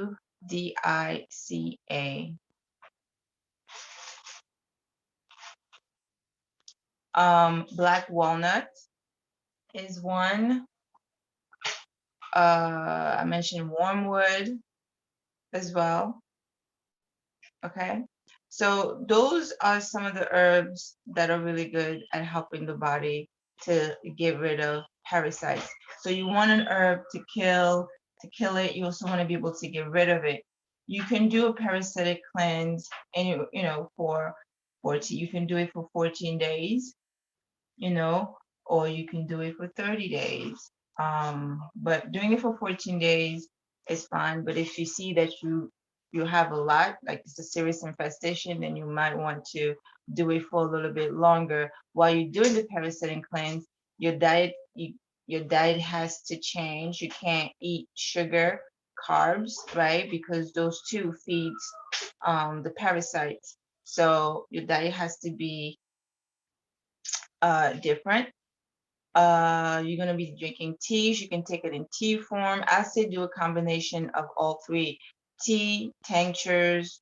You know, if you like capsule, you can add in the capsule to it. I will also add in doing what is the brushing, the dry brushing at the same time as well. But before starting any cleanse or detox, let me just tell you guys this. Please listen to me, guys. Before you start any cleanse, detox, or whatever have you, you got to check in to make sure that your detoxification pathways are functioning. What do I mean by that? If you want to get rid of parasite, fine, but you want to make sure that you are at least pooping once or twice a day. Okay, you want to be regular in your bathroom runs, because if you're not regular in your bathroom runs, right, you have a problem with getting rid of toxin already. So since you have a problem getting rid of toxin, then you want to do a massive cleanse of parasites. Where is they going to go? Because your way of getting rid of things is not moving properly, right? So you want to make sure that you take care of that first. Check your colon, right? Is your colon cleansed? Meaning, are you pooping every day consistently? Second, your anemia. Are you anemic? Right? If you're anemic, take care of that first, right? Reason why? When you're anemic, your brain doesn't get a lot of oxygen. Okay? Take care of the anemia first. Hydration. Make sure you're properly hydrating. Okay? Make sure you're properly hydrating because you're about to do a massive cleanse. Make sure that sweating, right? If you have clogging issue, if you have sweating issue, take care of that because the body gets rid of toxin via by you peeing, by you pooping, by you sweating it out. Okay, so by you throwing up, right? And then you have your lymphatic that also helps likes to get rid of toxin too. Make sure all of those systems are straight. Okay. Once they're straight, then by all means, go ahead and do your cleanse. But don't jump straight into a parasitic cleanse or a detox while you haven't made sure that there is a way out for all of those things. You want to make sure you do that first.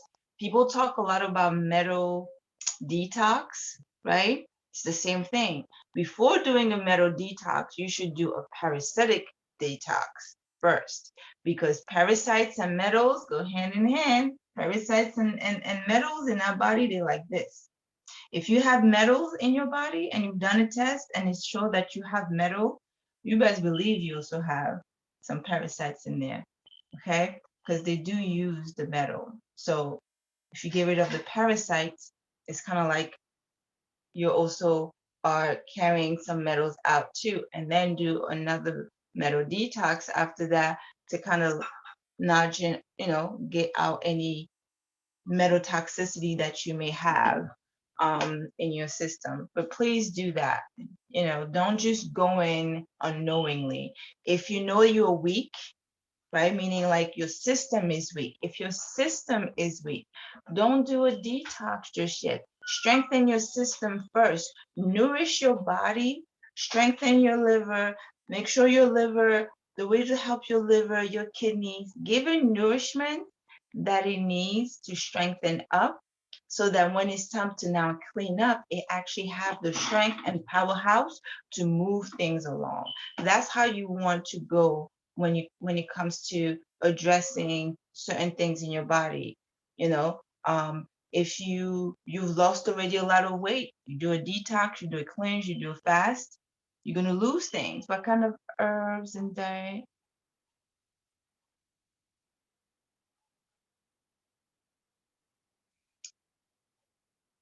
One second. What kind of diet and herbs you recommend during PMS, especially for plant-based vegan? I can do vegan salad during that time. Okay, so my thing with that will be, you say you can't do vegan during that time. What kind of diet and herbs? So what do you do during that time? You eat a lot of meat? What calls you during that time?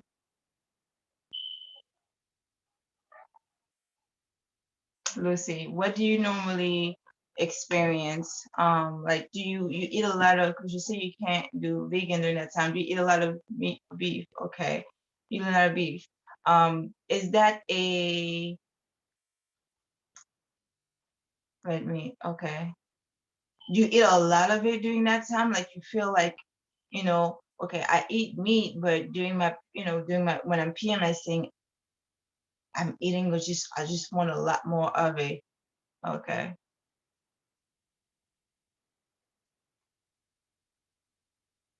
Honestly, what I would say, just off of that, it looks like during that time your body is in need. Like it looks like it's looking for an iron source. So nettle, right? This is not a diet, but what I would say, nettle, yellow dock, nettle, yellow dock, and red raspberry leaves, right?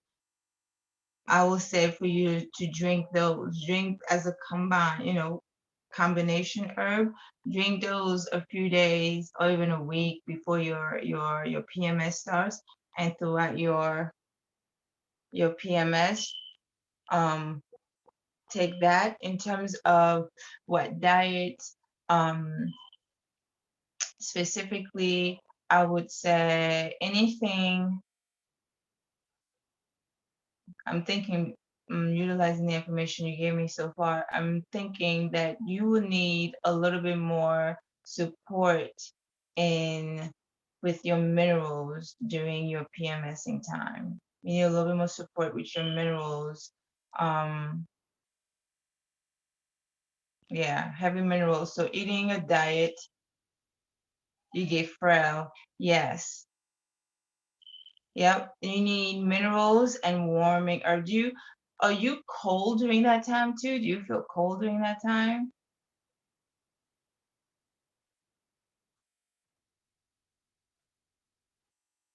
Feel like you need minerals and some warming. Yes.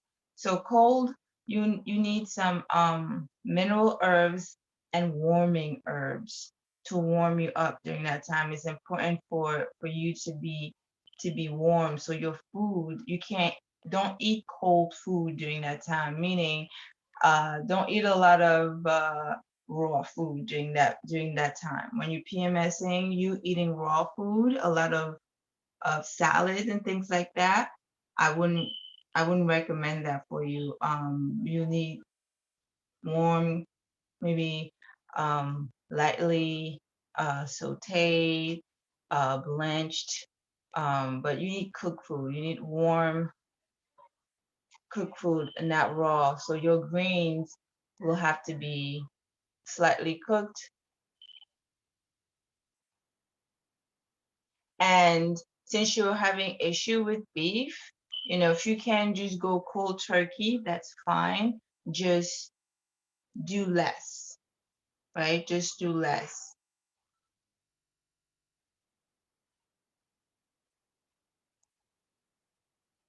Do less. But definitely red raspberry, nettle, and is it red raspberry, nettle?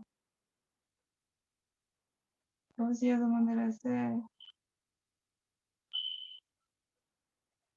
Oh, yellow dog, because yellow dog helps with your body absorbing iron. It doesn't provide iron, but it really helps with the absorption of iron and for your body to manage it properly.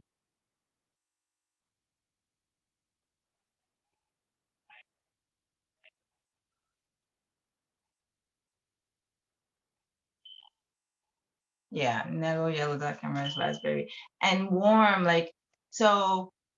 You know, what is that? Cinnamon, right? Ceylon cinnamon. I like Ceylon cinnamon. Cinnamon is nice and warming. Ginger is nice and warming. So have fun with those. Get you some dark chocolate. Get you some dark chocolate in there. So that will look like this. So if you have for something nice and warm, you can do like milk, some nut milk, getting some chocolate in there, some turmeric, throw in some yes, throw in some chaga. You can even add chaga inside there. That's a really good mushroom, turmeric, and some maca with some cinnamon. Make it a nice warming drink to have. But don't eat the same thing you eat when you're not PMSing. You really wanna I'll say do this, Lucy. Take some time, really sit down and like write down, like create uh the type of meal or diet that will be really special for you during that time. So you could kind of put that in as part of of your self-care. Whereas like, okay, I'm PMSing and I'm gonna have usually have my period for 4 days, however long. So for that whole week, these are the food that I'm going to eat. And it's just 1 week, and be intentional about it. And as you're being intentional about it, remember how you feel every time you are in that cycle. Okay. Are you normally nervous? Are you like whatever your moods are, what do you normally crave? Like all of this thing is really important because it's your body telling you what it needs during that time. Okay. And then off of that, you just get in the food that have the nutrients to support your system the way that it needs to be supported.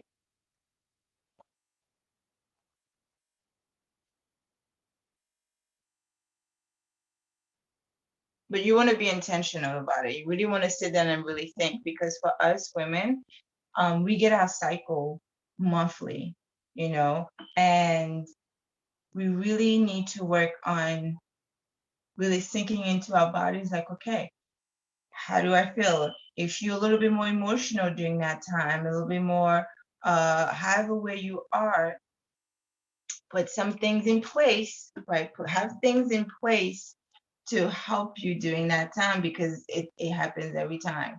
So there's really no excuse as to, well, then why don't you prepare for it? Because you know it's gonna come and you know how it's gonna show up the next time it comes. How do you want to address it? You know.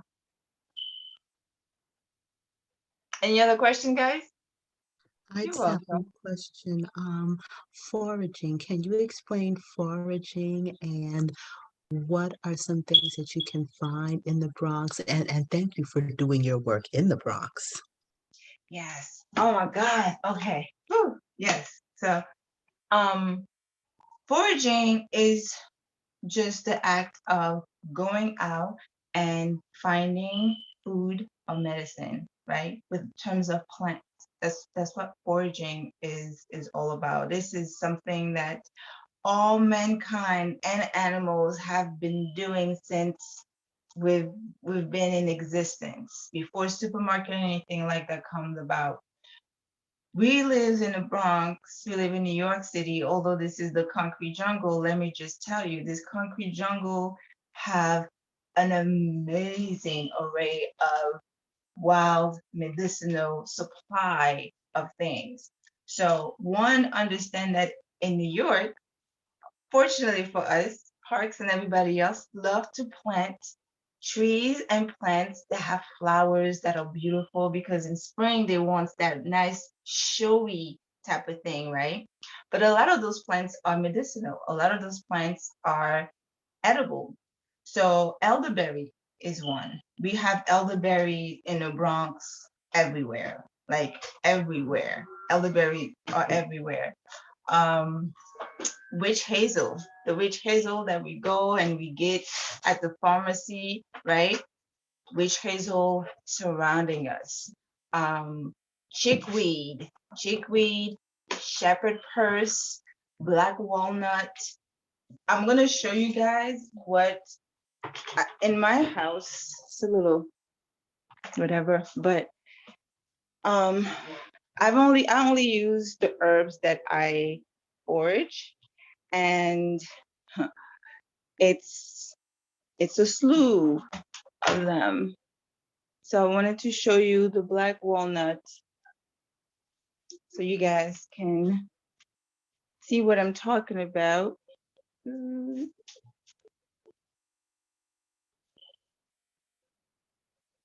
But you can forage trees, right? So you have the regular plants, the chickweed, you have the black walnut tree, the witch hazel oak, right? If you have gingivitis, white oak is great at helping with gingivitis. It's great at stopping your gum from receding. Excellent, excellent, excellent. So this right here, it's a tincture made up of black walnut. It looks black, but it's really like a dark, dark, dark green. You know, it's a really, really, really easy because we have black walnut tree everywhere. Passion flower. We have blueberry trees growing in the wild, raspberry. Shoot, we even have goji berries. I was working on Fordham one time and I saw goji berries. I was just like, are you kidding me? But we have goji berries. We have Japanese knotweed. Japanese knotweed is considered a invasive species plant, but it is really excellent when it comes to virus such as like flu, COVID, anything of that sort. Japanese knotweed is really good, but it's an invasive species that kind of like proliferate and grow everywhere. Remember I told you guys about finding lion's mane in the Bronx forest. So the cool thing about it is like once you find and you learn to make your own tinctures and things like that. So this is my lion's mane right here. So this is a half a gallon of tincture. Normally when you buy a tincture, you get like 1 ounce, 2 ounce bottle. But when you make your own, you can make a lot and it lasts you longer. It lasts you a lot longer.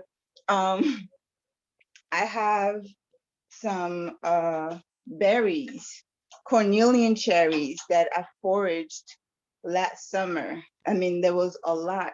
So I am using some of it to make wine. I use some of it to make a tincture with it. I use another half to make a syrup. And cornelian cherries, when you have urinary tract infection, or when you have gone through surgery and you're trying to get better, it is really good at helping you to recover. It is better than cranberry, to be honest with you. I want to show you guys my refrigerator, my freezer right now. Okay, don't judge, but it's nothing but my fruit that I collected back in the fall. Hold on, where is this? Reverse. What did you do? Oh, see.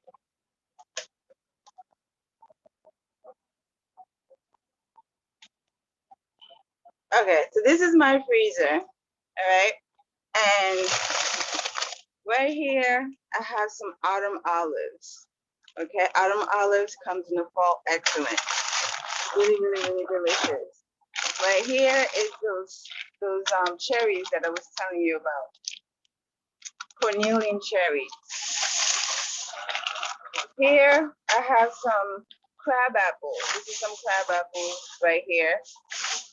Over here I have some choke berries. I have choke berries here. This bag here is just filled with rose hips. I have elderberries deep in here. This is some elderberries that dropped, but you know. So I'm saying this to say, like, all of these right here is nothing but berries. That we have an abundance of fruits, of herbs that are available to us, but because we don't know what those plants are and things like that, we tend to kind of overlook them, right? Because we don't know, like, oh wait, you mean to tell me that there's echinacea right here, I can just get it and use it? Like, yeah. What is that tree? There's this other tree that I love, magnolia. Magnolia. We have magnolia trees. Again, that's another plant that we have everywhere. If you have problem with insomnia and sleeping, magnolia is really good for that. And it tastes amazing. All right. So it's just like a bunch of herbs, pine. We have a whole bunch of evergreens. We have mushroom, turkey tail, tons of turkey tail that grows around the city. We have, I mentioned passion flower. We have thyme growing crazy, lemon balm growing crazy. So goldenrod. So there's just like a slew of herbs, like just nonstop. Where's my nonstop that we have? And when I was telling you guys about the elderberry, right? So this is my elderberry tincture right here. I mean, it's been sitting there for a while, but that was foraged.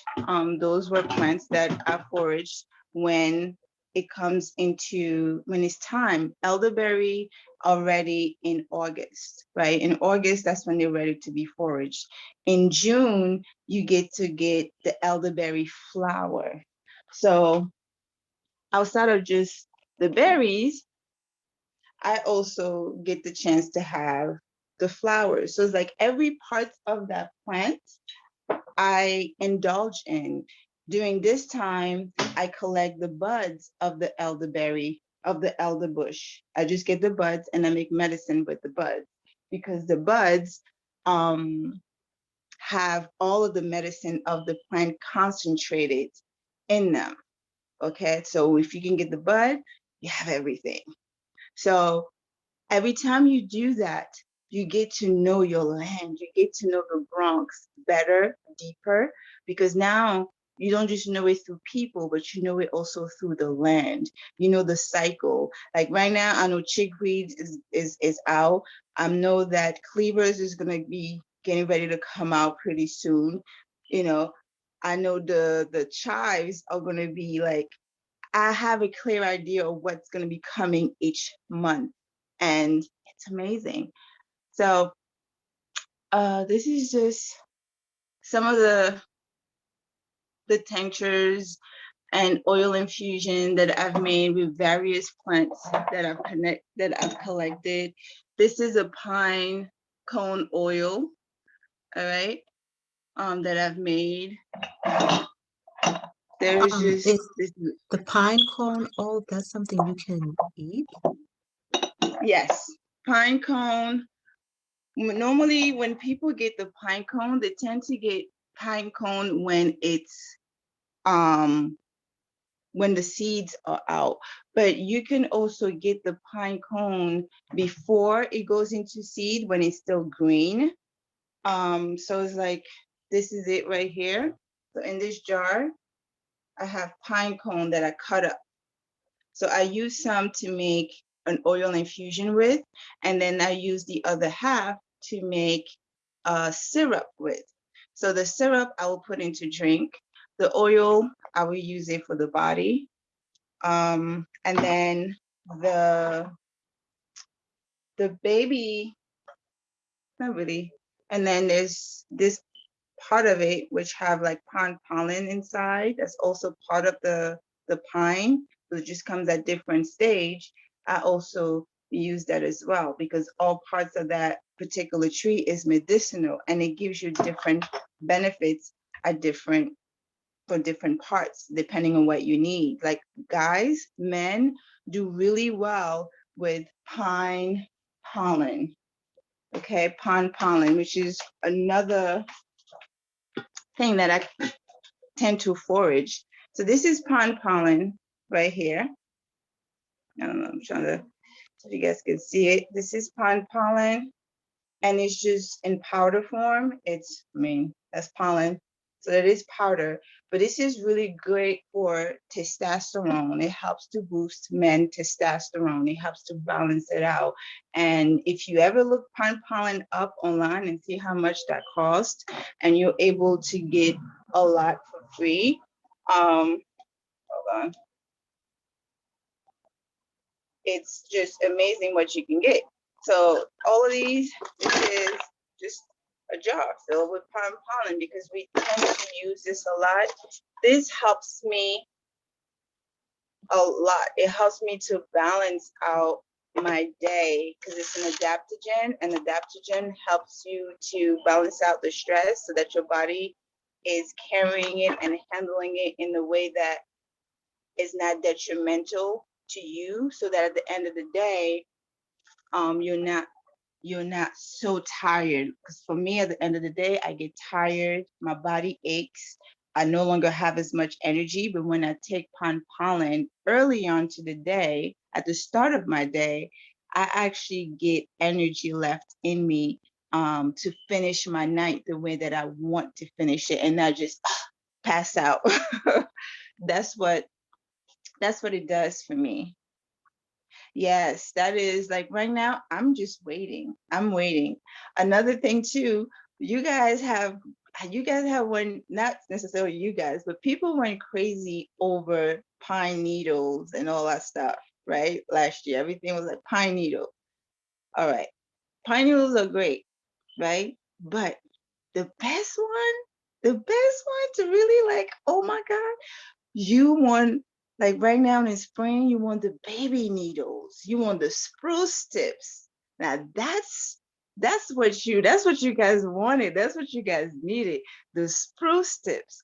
The spruce tips are amazing. They taste amazing. They still have the same properties as the mature needles, but they taste amazing, refreshing, right? Like you really feel a difference. So once those needles, those baby needles, those spruce tips, you start seeing them popping up. Listen, guys, taste it, taste it, and come back and let me know. And you'll be like, "Yep, Journey. You know what? Nope. forget the mature needles. I don't want those anymore because I couldn't take them. I was just like, no, no, no. I'm sticking with the baby needle, the spruce tips, because it's they just taste better. Um, yeah, they're a lot easier to tolerate. Another one I want to show you guys is St. John. St. John's wort. If anybody knows St. John's wort, it's good for mild depression, it's good for burns, it's good for so many things. And we get that in the Bronx a lot too, you know. And you see how this is red? This is when you know you actually have St. John's, because St. John's wort, when you pick it and you pinch the leaf, it it turns red. When you put it in oil, it turns red. When you put it in alcohol, it turns red. So it's an amazing one to have. The same thing with balm of Gilead, right? We have that. We have a lot. Yeah. Yep. Solomon seal is another one that we have all over the Bronx too. We do get Solomon seal. So I like to use that and make a tincture with it. I haven't bought, if I buy an herb, that's because it's not accessible to me locally, then I might buy it. But for the most part, I don't buy herbs anymore like that. You know, like I'm buy valerian because I'm not growing valerian, and valerian is not growing wild around us. But everything else is your echinacea, your shepherd's purse, your yarrow, is just nonstop. I'm trying to, I want to just kind of, this is why I teach people, because the more we start to know these things and notice the plant and work with the plant, the better we'll start to take care of the land that we live in, because we're using it. You know, if you don't use it, you'll be like, ah, who cares? But when you're using it and you go a place when you're foraging, you're going to want to make sure that folks are not just coming up messing up that bush or messing up that trees and things like that. You're going to be intentional about how you interact with that space, you know. And that's that's what we want. We want to be so close that it becomes, we become a steward of the land, as they always kind of say. And you can do honey infusion too. Like, it's just the number of things that you can do is endless. We have a mimosa, not mimosa pudica, but we do have mimosa tree growing here too. Okay, and the mimosa we have is called the tree of happiness. Mimosa tree is known as the tree of happiness, and we have that growing in the Bronx too. You know, and you can get yourself some tree of happiness and help you deal with stress, help you relax, help you with your anxiety, right? So this is mimosa tincture, and this was like in 2020. Lobelia. Have you guys heard of lobelia? Lobelia is really good for breathing, right? It's a great breathing herb. It's great for asthma. It's great for when you're having difficulty breathing, so on and so forth. And again, it's one of those plants that grows in abundance as well. And you know, during 2020, during the pandemic, I was able to find a lot of lobelia, and was able to actually make a tincture with it, so that when in need, it's available and it's there, you know. So that's what foraging is. So for me, when I'm teaching foraging, because there's a lot of foraging classes out there, there's a lot of those, but a lot of time they take you out and they show you what the plant is, what it does, and then that's it.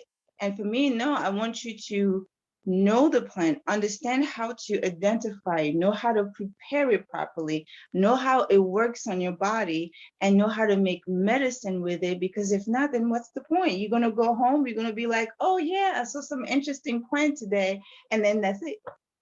Next week, you're not going to remember anything. Because you haven't worked with it. But when you're working with it, when you're seeing it, and then when you're learning to make the medicine with it, it stays with you.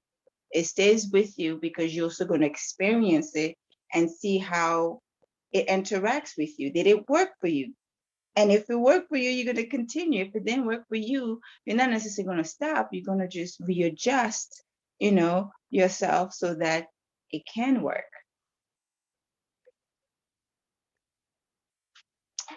But yeah, that's calendula, all kind. I mean, there's all kinds of stuff to forage. You know, what is that called? What is that?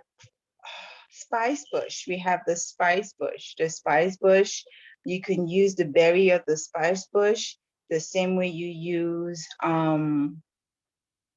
your nutmeg, and yeah, the same way you use your nutmeg and other spices that you use for baking and stuff like that.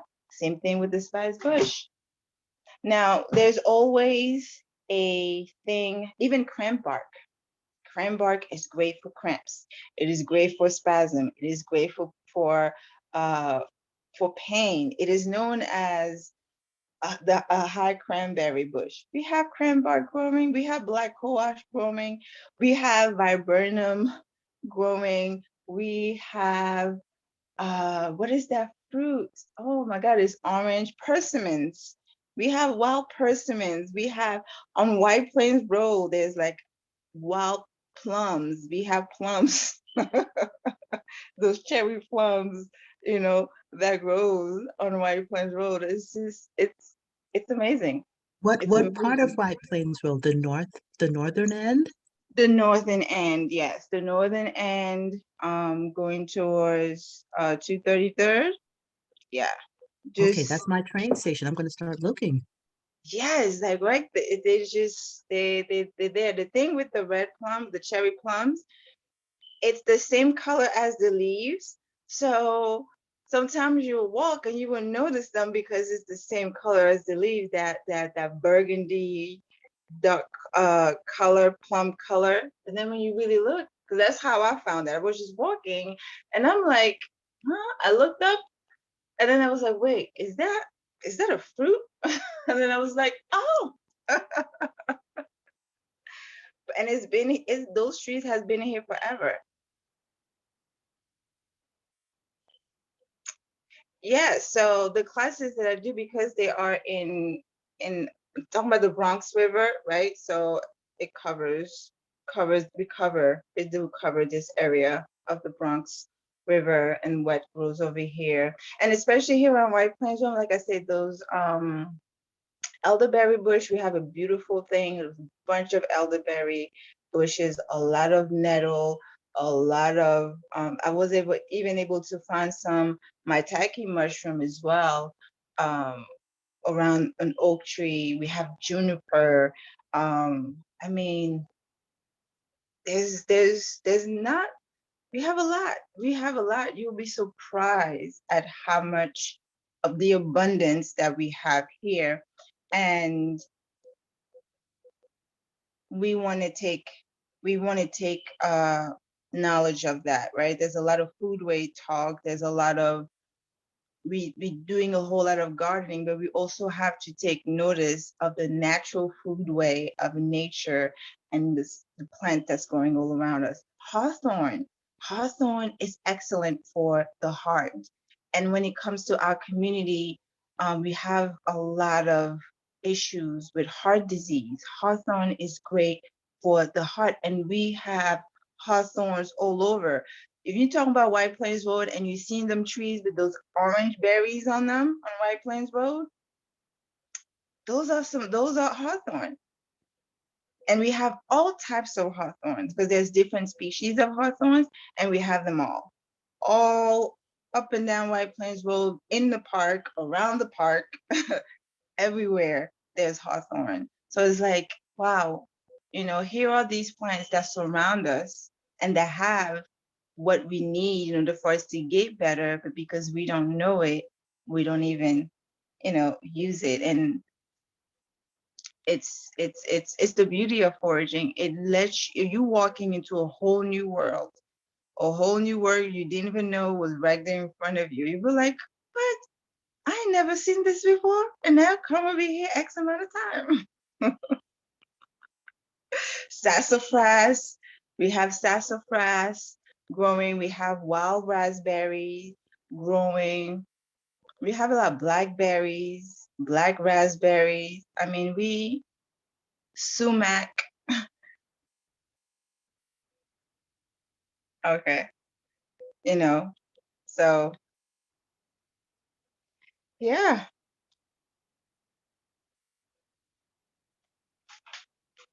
Oh, This thank you has guys. this has been like so super that I think you have to come back for another time, because I'm about to start walking on White Plains Road, like, a little basket ready to. That's how I do it. That's how I do it. I walk out there with a basket. I go out and I do a run to kind of see, okay, who's ready, who's not. This is awesome. So, please, is your social media information, and when is the next class? Okay, so my social media is a Journey with an IE, right? Journey Bimwala. I can type, but yeah, so my social media is Journey Bimwala.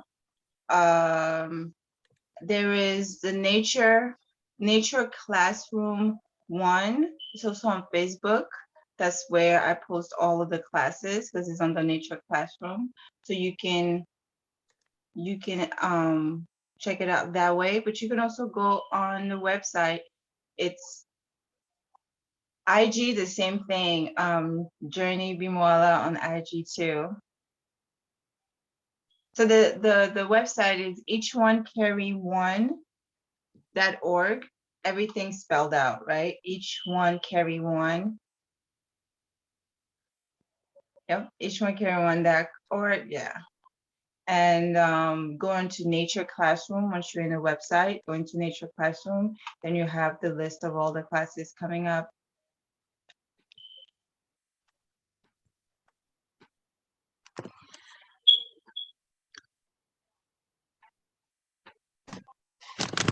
Thank you, Somalia. This was really great, guys. Yes, that's it. Nature Classroom. I enjoyed it.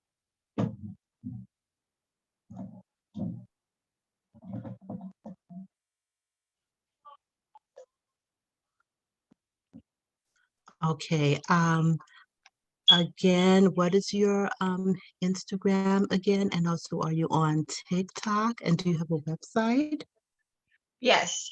The website is each1carry1.org. And once you're in the website, just go to Nature Classroom or click on Nature Classroom. The Instagram is Journey, JOURNIE,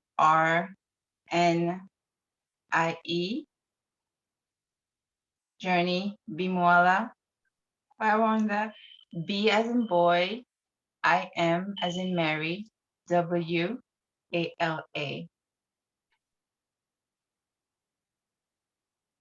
And no, the TikTok, I'm not there yet.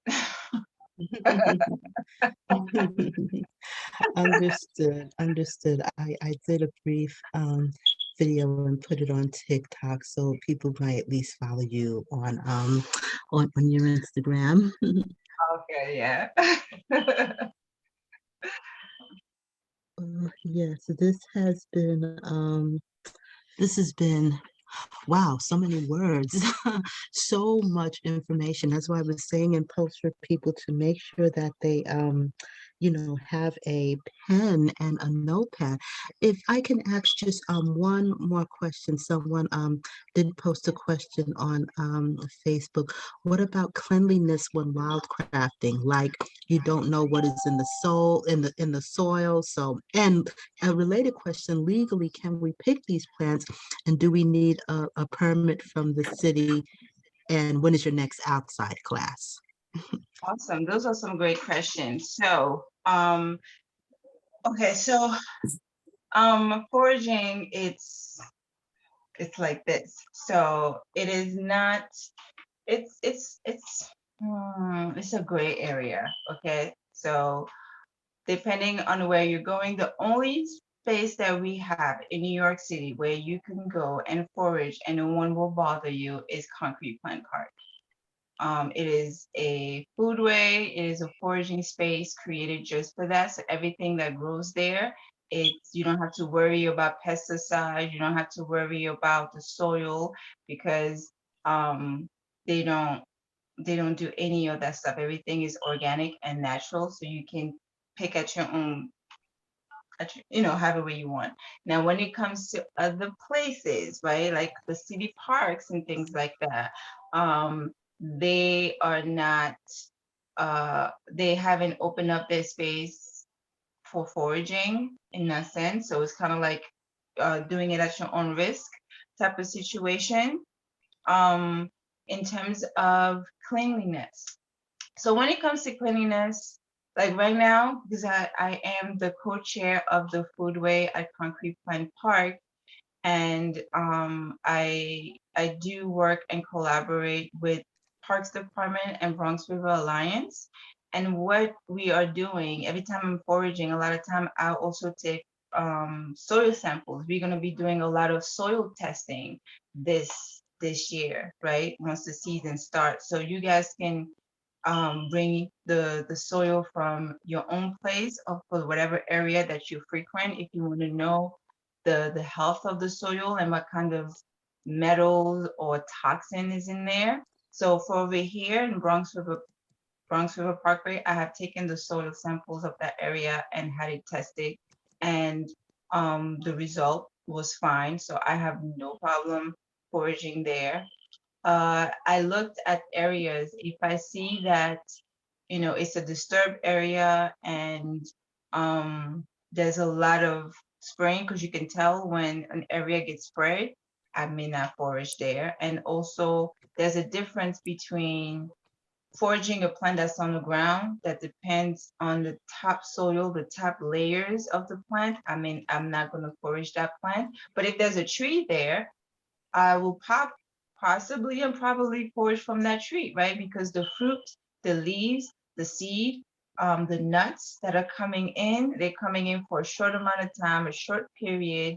They're not there for the entire time, and those parts do not get affected like the smaller plants.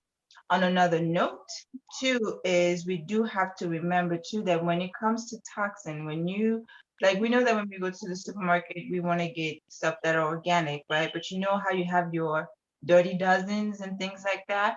With nature, it's kind of like the same thing. I don't forage plants that suck things up from the ground, meaning like cattail. Cattail, is one of those plants that's just sucks up everything. So any pollutant, toxin, or whatever that's in that water is going to be all over that plant because that is how that plant is designed.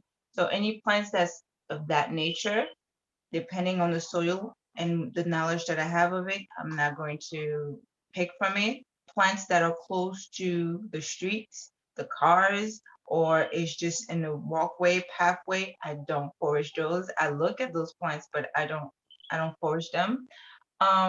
So it's about common sense and picking what is right for you, but don't be too restrictive. I will have to say that because you'll be surprised that the toxin you're trying to avoid or the places you're trying to avoid of what because of the uncleanliness, you are getting more into the things that you are consuming and using on a daily basis. So it's a personal choice and comfortability, what you're comfortable with. But what I like about this year again is that we're going to be doing soil testing. So wherever we're going to be foraging at, we're going to take some soil sample of it, get it tested, and see how safe it is. If it's safe, we'll have it marked down so we know, like, okay, this area is good. We can come back and forage here, and we can also, and then if it's not good, right? If we find out that the soil has a lot of toxin, there's a way we can amend that. There's things that we can do to help it to get to a better standing. So then we can do that, which helps with the Bronx, right? It helps with the land because now we're fixing wherever we see there's a problem instead of just leaving it and letting it be a place of toxicity.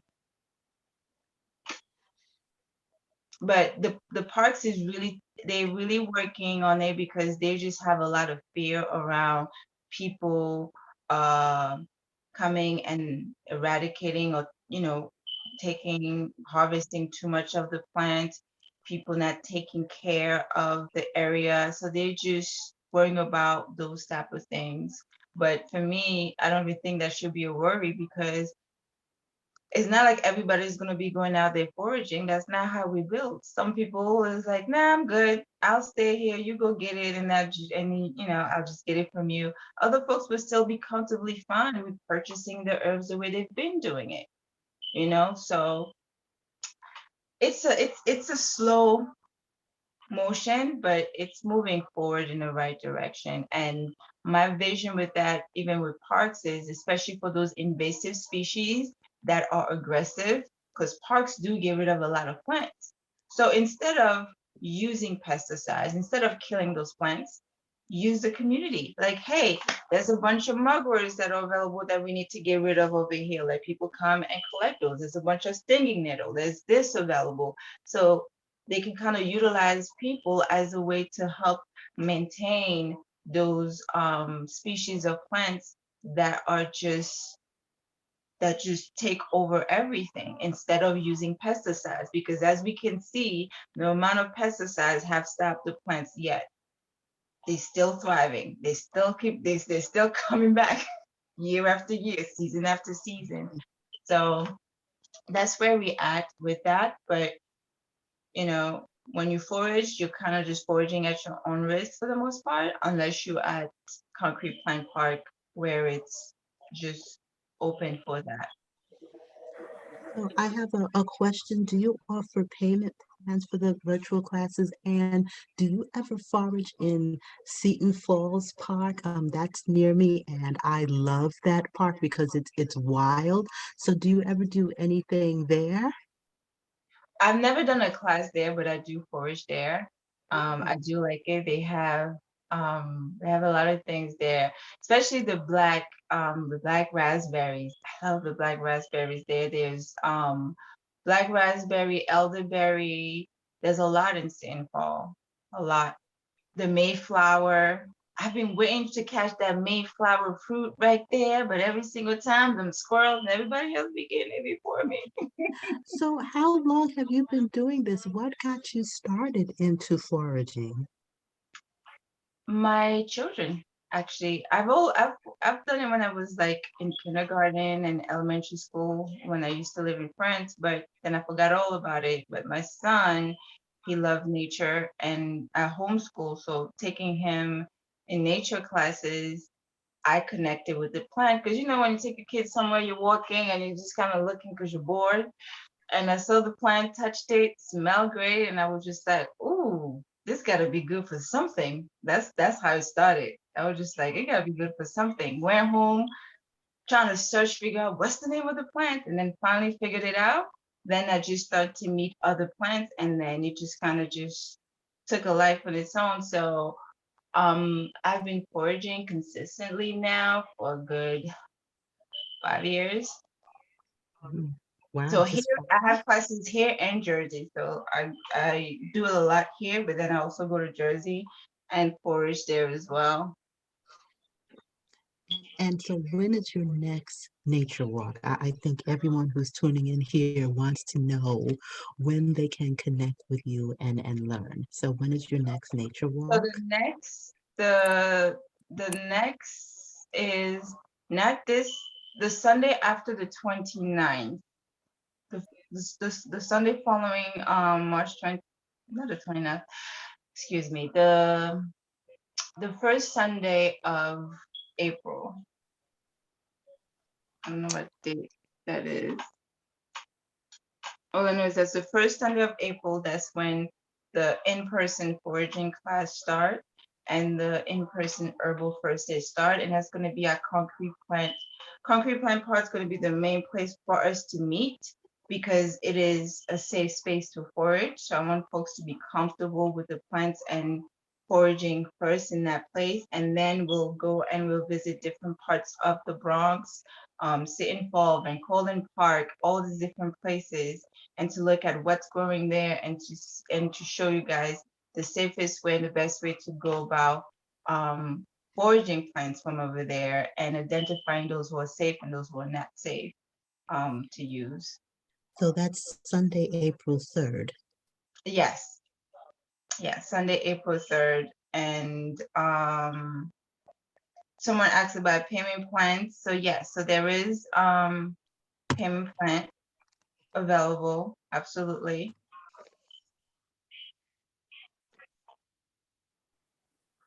Question, I won't be around from end of April to like end of May when I return. Do you like have itemized classes? Because I saw that your classes were in a like a course. It's a complete course. Yeah, Am yeah. I able to basically take classes until when I leave? I don't have it posted like that, but if you were sending me an email with, with a request, whatever, yeah, Okay, thank I you. use that. And just one more time, what is your email address? So the email address is each1carry1@gmail.com. Okay, each one, because I want to put that in the Facebook chat. Each one carry one Yes, at Gmail. yes. Okay, each one carry one at Gmail. Okay. Wow. I just wow, I feel so full. I think we all do.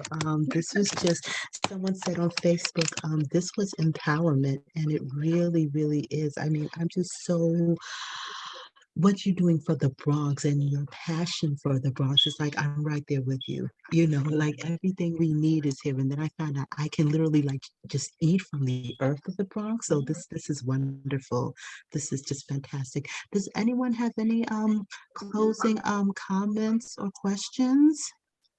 I just want to say thank you so much for your love and your care and the knowledge that you easily shared with us tonight. It's really so appreciated. Thank you. Um, okay, all right. So, wow, this was full.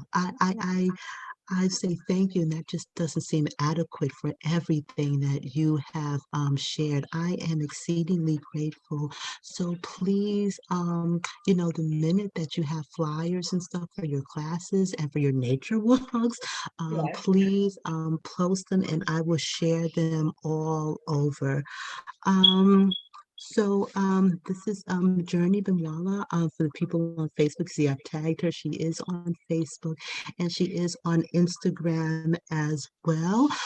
Please contact her with any questions about the nature that's around you.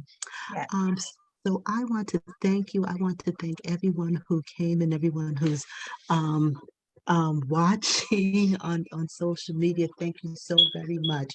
This was Transformation Thursday, week 70. Transformation Thursday happens every Thursday at 7-ish on Zoom. So please stay tuned. Follow Bronx Holistic Healing on Instagram or Abena Anum Bronx on Facebook to find out what the next week's topic is.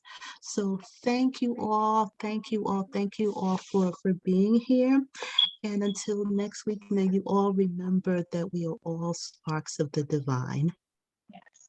Thank Okay. you so much, Abena, for just, hosting this for us. Really, really appreciate it as well. It is my pleasure and my joy.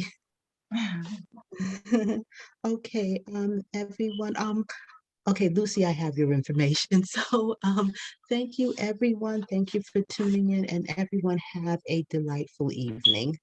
Good night. Bye. Thank Good you. Good night. night.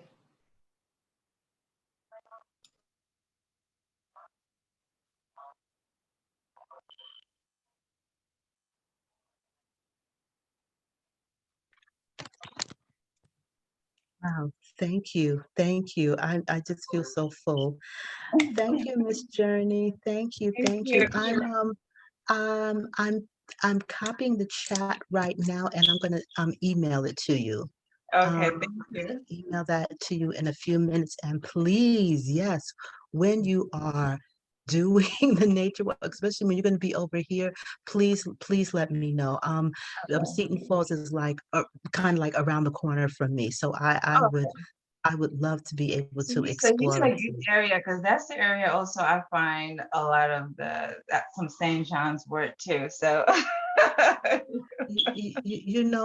There's someone on Instagram, Herbal Visions Apothecary, and I follow her.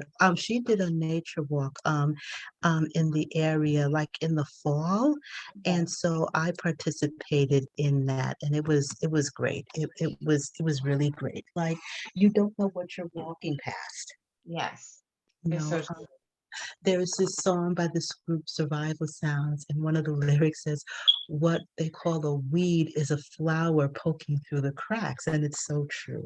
It's Yes. just so true. I was like, who came up with that? Like a I person. know. I know. Okay, all right. So okay, you said it's each one, carry one.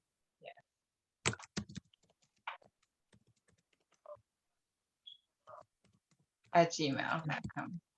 Okay, all right. And I'm just sharing that with you right now.